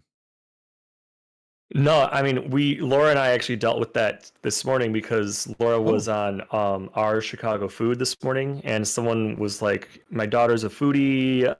We're gonna be in Chicago. Like, what do people recommend that I introduce her to? And all that." And Laura like mentioned Pequods, mhm. and immediately someone comments, "Pequods is actually Detroit style. It's not Chicago style deep dish." I And Technically, I think I'm it's technically a pan pizza because I remember I was okay. watching it. I don't know, but First of all, pan pizza is literally deep dish. The only difference is the angle of the pan. If they're cooked in true. cast iron deep dish pans, just one is technically 90-degree angle, one is technically a little bit less, like more like an 80-degree angle. I know it's semantics, believe me, but I was like watching Adam Witt, who's like this like I don't know YouTuber cook guy here in Chicago, and he even did like a video like of recreating dishes from Bristol Ren Fair. But he definitely was like trying to like test out the different like best deep dish pizzas, and he wanted to throw Pequots in there, but again, it was that technicality where it's like I'm gonna be fair and not include it because of this. But Okay, that's all fine, but if you're gonna get into some that kind of a semantic, then you can very much then get into the semantic that if you're gonna get into that kind of semantic, then why does the shape of the pizza not matter? If the angle of the crust matters, then why oh yeah, doesn't the shape of the pizza matter? oh Because yeah, the angle of the crust is the shape. That's why I don't. That's why I'm like, because the Pequods has more in common with a deep dish than it does with Detroit. yeah. When you Agreed. put it all together. But what are you gonna do? Also, E- Pequods has been doing this for 50 plus years. Well, they They've been are around good. longer than most Chicago deep dish places. If they They're a call good. themselves deep dish, then they're deep dish. They're a good go-to though. I will agree. um, so when it comes to pizza places that I'd recommend, I mean we've talked about Pequods already. Um, that place is amazing. For me, when it comes to the chain restaurants, I personally prefer Lou Malnati's. Mm. A lot of people don't like the flavor of their pizzas, but the reason that their pizza tastes different, particularly if you get sausage pizza, they don't use fennel seeds in their sausage mix when they're making their sausage. Um, and that's why when you go to like Pizzeria Uno or even like Giordano's, you get this weird fennel flavor that kind of overpowers the flavor of the sausage itself. I mean, hell, you get it at Pequod's. And I like Lou Malnati's because it's got a slightly different flavor directly as a result of that. And I'm a big fan of like the Chicago classic, like, you know, just like the slab of sausage just packed down on top of the pizza. I don't know. Like, I'm not a fan of that layer of like that's also why I don't like Geno's, because it's like, I don't know, it just feels too heavy to me. I do like the little crumbles of sausage, but well, then that's not technically a Chicago style deep dish. Authentically speaking, of course. But no, I really like, if you're gonna do if you're going to do one of the chains, I recommend Lou Malnati's. I know people who have like come out and been like, Lou Malnati's is actually crap. You're all fooling yourselves. And I'm like, you're objectively incorrect. You can say you don't like it, but to come out and be like, Lou Malnati's is actually legitimately crap, is like, that's just wrong. Like, you can't say that on any of the big. No, I mean, all pizza is still good pizza. It's just the subtle preferences of what you like. Yeah. And then another one that I recommend, and this is the like tavern. Illuminati's like corn. Is it corn breading, or I forget what is it? Because I thought, or I might be wrong. Oh man, I can't remember what they use in their butter crust, other than like a crap ton of butter. I can't quite remember. But then when it comes to, and also yes, Haley's correct. Thin crust Lou's, like their tavern style, is banger. It's really tasty. I just don't get it very often, because if you're going to go to Lou's, the reason we're going to Lou's is because we want a thin crust, or we want deep dish. Yeah.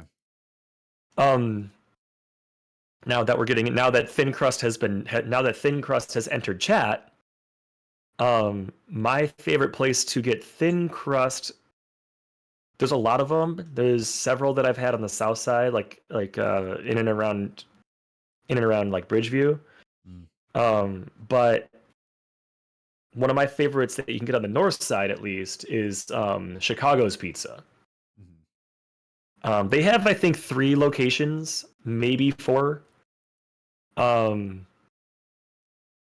nearest one to us is right here in Lincoln Park. It's literally on Lincoln Avenue, just south of Belmont.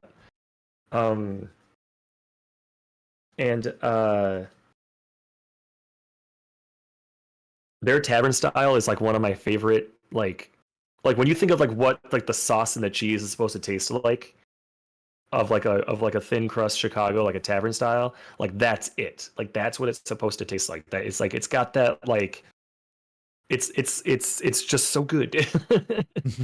And they're really generous with their toppings. Like they're super generous with their toppings too.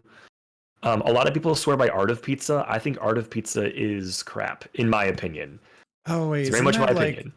I think I know what you're talking about. Like, isn't that like, there's like one in the Loop area, or what is it? Art of Pizza. I feel like I've seen those around, but yeah, there's a couple of them. Yeah. What does it look like? So those are like my 3 favorite like places to go get pizza. If you want, there's another place though.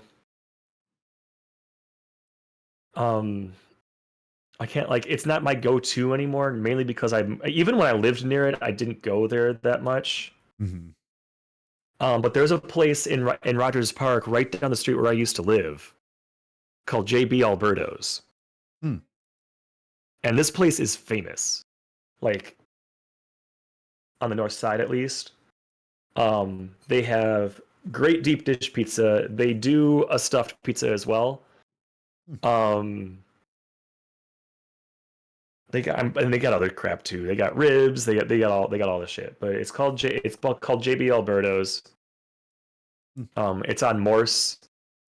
Right in the heart of like Rogers Park, like right on Morse Avenue there, just right off of the Red Line. I've had their pizza a couple times. It's so tasty, but I just have an affinity for the other 3 that I mentioned. Yeah, they still rank higher compared to that. Yeah, and all that. But I can't recommend going to Pequod's enough. It's just like you're not gonna get pizza like it Yeah. at the other three. There's other deep dish places that are like, privately owned, like more privately owned than the big three, but kind of like Pequod's is, but Mhm. uh, and they're all fantastic as well. I think there's another one that my But if dad you, likes to take my sisters. I think is it Gulliver's Pizza? I think oh yeah, Gulliver's is a thing. Yeah, I forgot. It's like I haven't had that in a that's while. more that's more of a suburban Yeah, one. that's true. But yeah, Gulliver's exists. It exists. I've It's in had the it. I'm not a air. big fan, but that's just me. I haven't had it in a long time, so that's why I'm like, I kind of remember that, but it also didn't leave too much of an impression on me. So, but I don't know. My aunt was in town. My dad was like, "Oh, she likes Gulliver's." I'm like, "All right, guess we're having Gulliver's." So it is what it is. So let's see. Kind of continue on a few more questions. So this is always a question that I always feel people always ask, but I'm always like, at least for me, it's always a rotating one that is, and everyone always asks, "What's your favorite photo?" To which, again, it always changes to me. Like that So I've taken, or or that I've seen. that you've taken particularly, Oh, okay. but I guess maybe because how as Haley just finished up the group photo meetups, I'm editing from Amkey as well. What was your most fun photo to take at Amkey? Which you just mostly did the booth stuff, is that right? I did solely the booth stuff. Well, and the meetups, but Was there like a certain, and the again, like, meetups is like you're just there just to document that people were there, really, more than anything. yeah, Um, but are we doing okay here with this co-stream dealy? huh? You kind of froze on mine. Let me see if I can refresh Yeah, you a little bit. it's I'm happened a gonna little bit to refresh you a little me bit. on you, but oh wait, yeah, I see. Hold on, maybe. Yeah. Let's see. Yeah, I see the. Um, Am I moving favorite. on?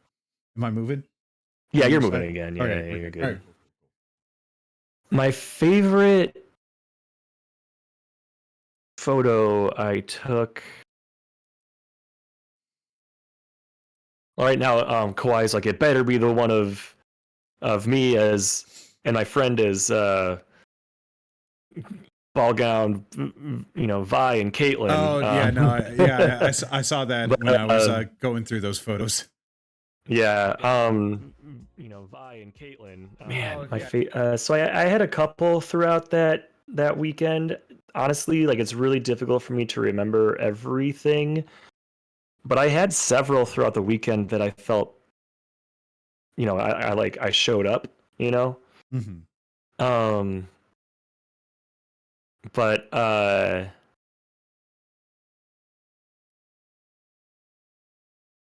see, it's hard because some of the ones that I remember that are coming to mind right now, like I don't know what the character was.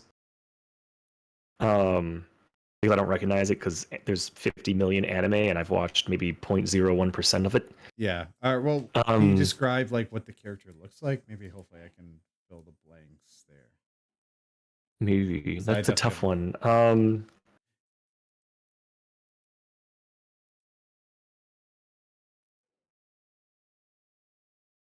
That's a really tough question because like that whole weekend is such a blur to me right now. It's one of those things where like my recall is really bad, but like my recognition would be really good. Like I could It's go through like, the photos and be like, oh, this one I took, or that character I took. I mean, Um, it I is that bit know. where I did finish the boost stuff, so it's like I could Mhm. scroll through if that might help jog your memory at all. Or What's that?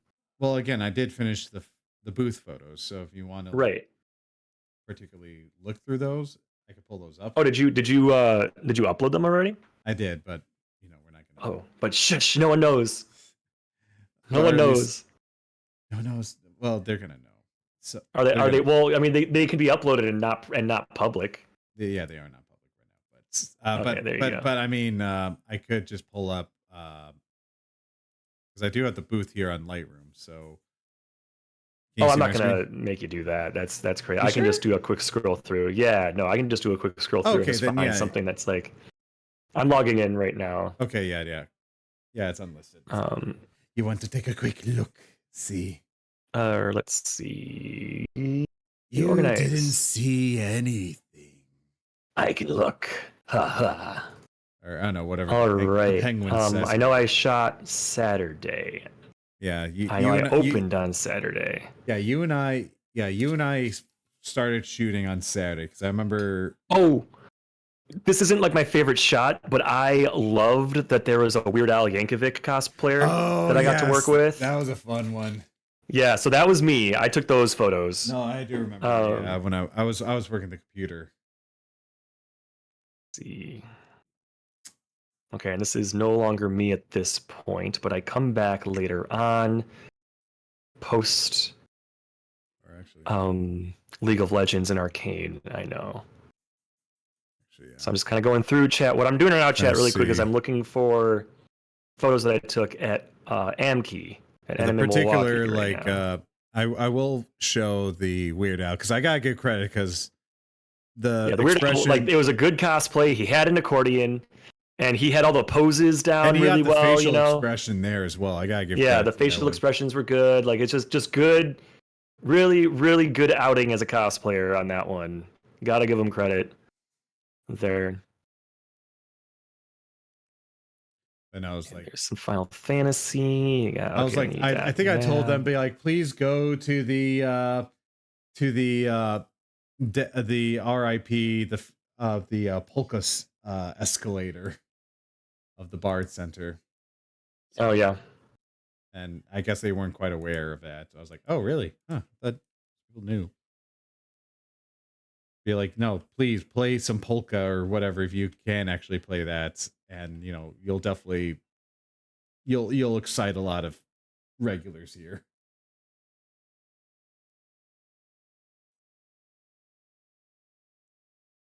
Okay, and then I backed out after that. Took a break. I'm just I kind of think like doing a that's- quick. Because I think that's when I took over, maybe. Because I remember, like, I took over in the afternoon. I think I was mostly computer duty, but I mean, whatever. I'm fine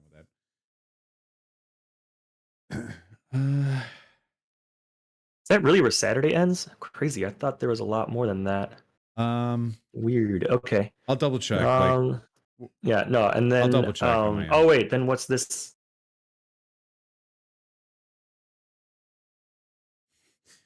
Oh yeah. Or did I hit Sun? No, that was Saturday for sure. Weird Al saw my Cosmia badge ribbon in Artist Alley and asked where he could get one. I explained what we are. So Juan. Oh, sent so he him came over. by because Juan taught. Ah, all right. Juan looking out. Juan was trying to think what was that kind of like title where it's like, oh, you want to come to a cool place? Well, you better check out this little booth here, promoter or I'm blanking.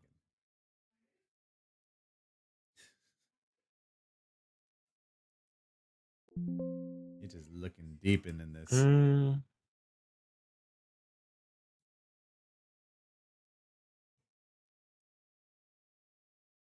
So was it Saturday that you're looking for or what? I was looking through Saturday at first. Now I'm on to Sunday because I know I also shot on Sunday. I did not shoot Friday like at all. No, neither did I. So I'm just kind of like looking through those. I'm just kind of seeing like, trying to jog my memory a little bit because, like I said, it was all just such a blur. It does. It tends to be. I mean, I shot several League of Legends and Arcane cosplayers. Yeah. On Saturday, I had this really like we didn't break the mold with any of the shots, but like I had this Dr. Robotnik that was just like chewing up the scenery. I think I know who. I know who you're talking about. I think he's at the very beginning of Saturday. He's at the very beginning, yeah. And like I had forgotten about him until like I saw the photos. Like, oh wait a minute, like Yeah, he Yeah. like he showed up. Like he's like, I'm here, I'm doing this thing. And he was doing like a full Jim Carrey like impersonation. Yeah, on yeah, top he of was it. really like going into it. I do remember this. I think I remember I shared like a little preview, like being like, "Hey, Mhm. I'm working at the photo booth," and I think I had one of the photos of the Dr. Robotnik, but I think was it Ann Cosby was like that Robotnik is Slay or something like that. Just something that was like, I mean, and I like mentioned like, yeah, he was in full character, so he was definitely chewing it up. I didn't shoot this cosplayer, but like I really liked that there was a Ms. Frizzle cosplayer. Oh, I know what you're talking about. Yeah, I saw it. Yeah, I was seeing that. But to answer the question, I guess honestly, like one of my, I don't know if it was my favorite photos, but I just really had fun photographing the Weird Al Yankovic Yeah. cosplayer. Yeah. Because I've never encountered that before No, that is. in It is any kind of way, funny. shape, or Of like, form. there are not too many like musical artists cosplays that you see too often. Of That's course, like true. I gotta say, like I've done a Pitbull cosplay shoot, and let's just say I've done an Insane Clown cosplay shoot. So it is kind of funny. Like some people try to throw some of those fandoms in there, but to see a Weird Al is definitely a wonderful sight right there. Yeah. To that And degree. then, like, yeah, and then I got like a couple cool shots of like this.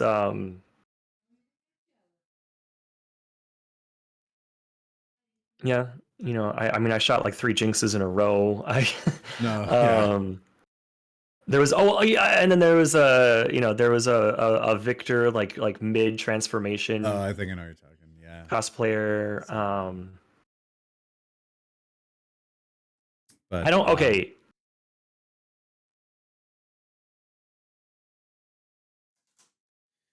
anyways, I you think know, actually, I think one of my favorite shots that I actually got was a very simple shot, but I just really like the look of it. Mhm. I think it's just like a good um look overall, and it looks like it. Do we go square with it? Okay. But yeah, there's one. Yeah, so there's a lot. I don't know. No. Like I think most memorable though is the Weird Al. That's the one that I remember the most. That Yeah. one and the Dr. Robotnik. Those were the two Yeah. that I remember the most of like doing the shots. Mhm. There was one. There's a person who like shouted me out on Facebook like personally in the anime Milwaukee group, and I cannot find them for the life of me. Hmm. Like what their cosplay was or anything like that. But I remember that shoot, but I can't recognize them or anything like that. I just remember doing it. So Yeah, well, whatever. well, anyways, Michael Raptor, I think I'm kind of good with what I've done with tonight, and I think I've kind of gone through good majority of all my questions from here. Sure. I So mean, yeah. I'm kind of good to wrap up if you are. Are you still gonna try playing on streaming, or are you gonna be wrapping up as well? Oh no, I mean I'm streaming tomorrow morning. I don't usually do Thursday nights, so this is I know, thank you, I this know. was uncharted territory for me Yeah, to do a Thursday night here. But yeah, I'm streaming tomorrow morning bright and early, 10:30 in the morning. yeah. I'm playing a big mod on Subnautica right now. I just started it last week, the Red Plague mod. Oh yeah, So the zombie fish one, as I keep calling it. that's what you were calling it. Yes, the zombie fish. Are they actually zombies, or please correct me if I might be wrong on this? They're not really zombies. It's more of a mutation kind of a thing, but okay. They're kind of zombie-ish, I guess, because yeah, I don't know exactly how to describe it, but I guess it's kind of a zombie. I don't know. It's like I hear situation. Red Plague, and I'm like thinking, oh, it's zombies, and especially because how they were like attacking, biting you. I was like kind of curious about all that kind of stuff there. But I don't know. That's still kind of fun on its own. So I'll definitely try to tune in onto that tomorrow during my streams. But yeah, so besides like your stream tomorrow, are there any other fun projects that you have planned coming up? Stay tuned for an announcement or two from Cos Meetup. we can't discuss what anything is right here and now, but we will be announce. I know there's been a lot of questions about plans that we have for events and stuff, so just stay tuned for that.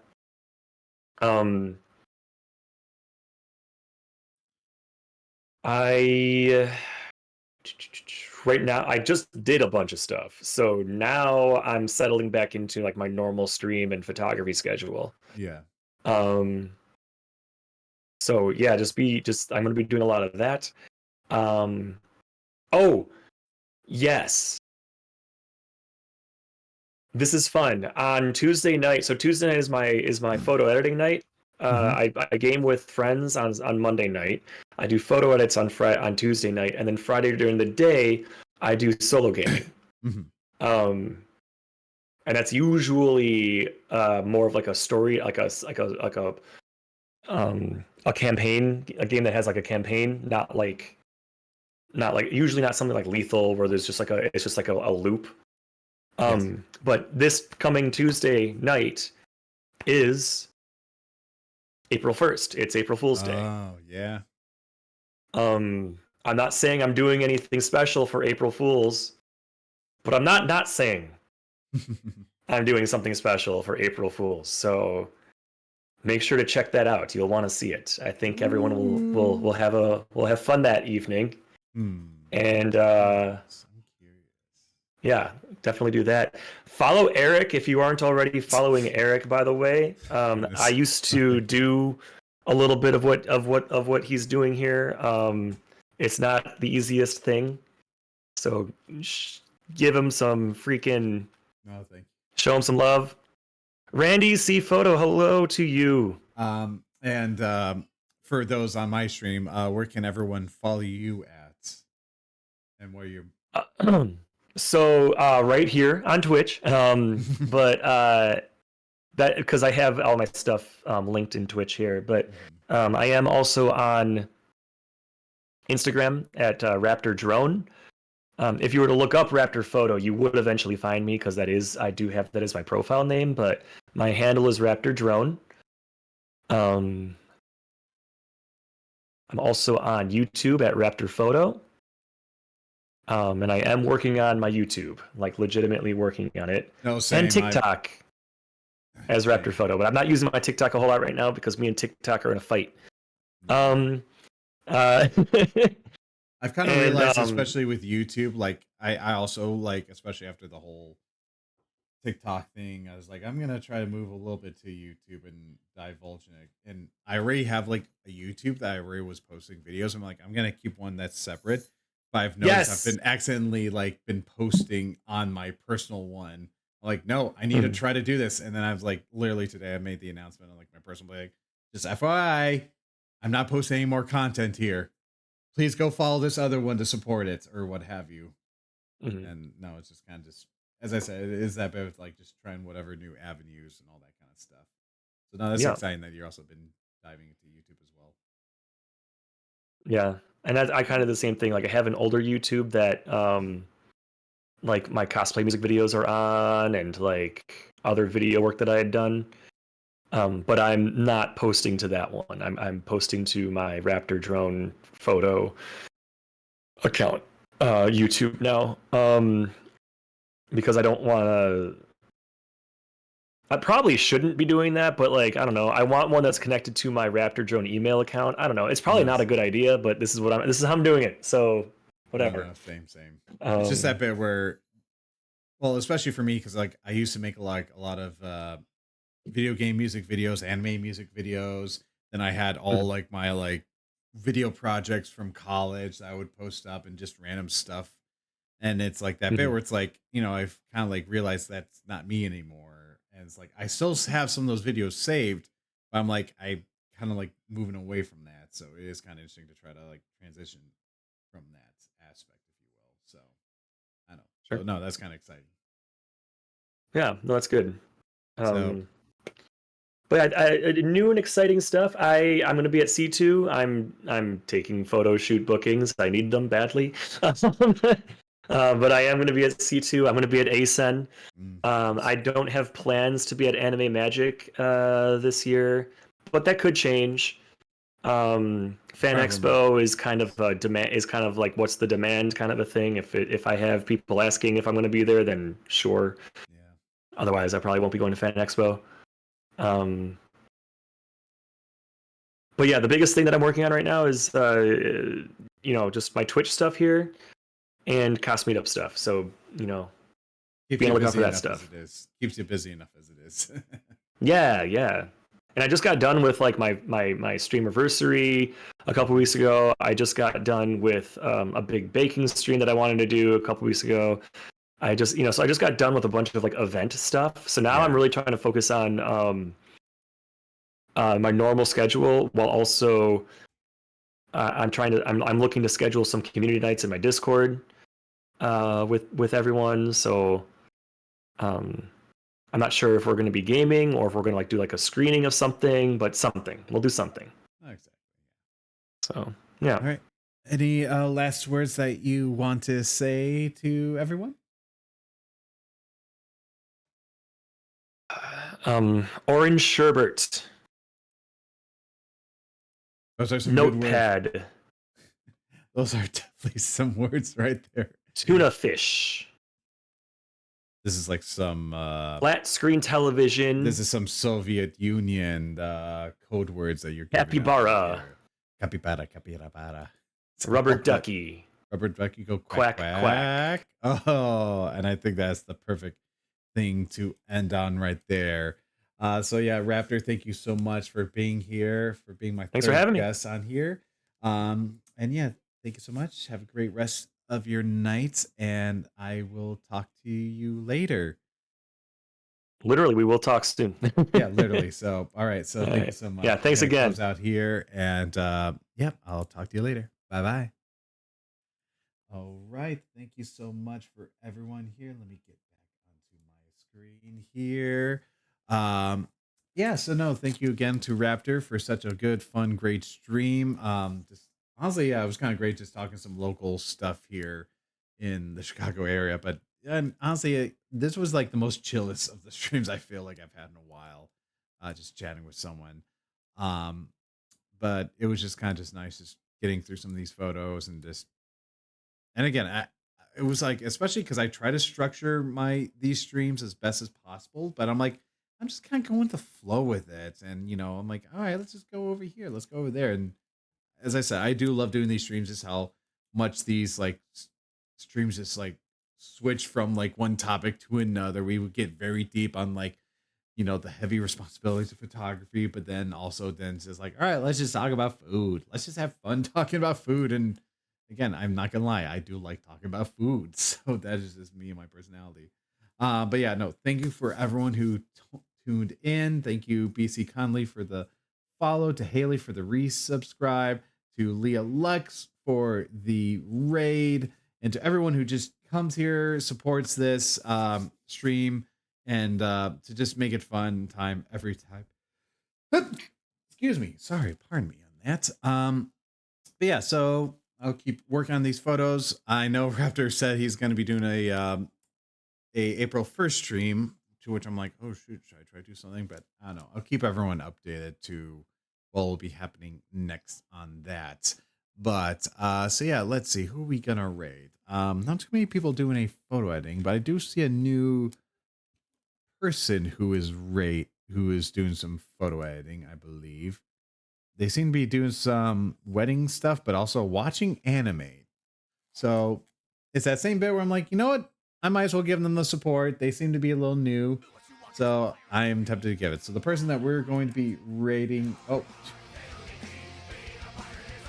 Raptor. Oh my goodness. Oh my goodness. Thank you everyone for the raid. I was like, I wasn't trying to, I was not trying to do that ploy, but like, I'm going to raid Raptor. Who's going to raid? So he beat me to it. He beat me to it. You got me. You got me, Raptor. Well, again, I'll give you another shout out to everyone here. So thank you again, Raptor, for being a good guest. We're going to be rating this one person here, Michael Bay, who seems to be doing a little bit both photo editing, but also watching anime. And you know what? They also seem to be new, so I want to give them the support and all that stuff. So everyone who's in here, please use the following raids that you can. And we're definitely going to give him a good surprise and support here. So wait, where's my thing there? Okay, there we go. Let's start the raid here. But no, so again, thank you so much, Raptor, for guesting on tonight's stream. And to everyone else who just tuned in and hung out, just all that fun stuff. In fact, actually, Raptor, before we go, as we load this up, I need to give you your photo for this raid. Oh, he's watching Overlord. That's definitely what was going on. Yes. So I need to give you your photo because technically you rated me, and I need to give you your photo. So let me see if I can find a quick last photo before this raid goes off. All right, let's see. There we go. Perfect. All right. Oh, perfect. As we were talking about League here. I got a good photo from good old 2020. Yeah, Hanky, I know. I'll give you some attention in a second. Don't worry. Your photo here is this Katrina or Katarina that I did with CC, aka Triforce of Procrastination. So that is the photos that's going to be added. In fact, probably next time you see, I might be getting a little closer to that switch there. But no, thank you everyone else for a fun stream. Be safe, be well, and I'll see you all later on the next one. Take care.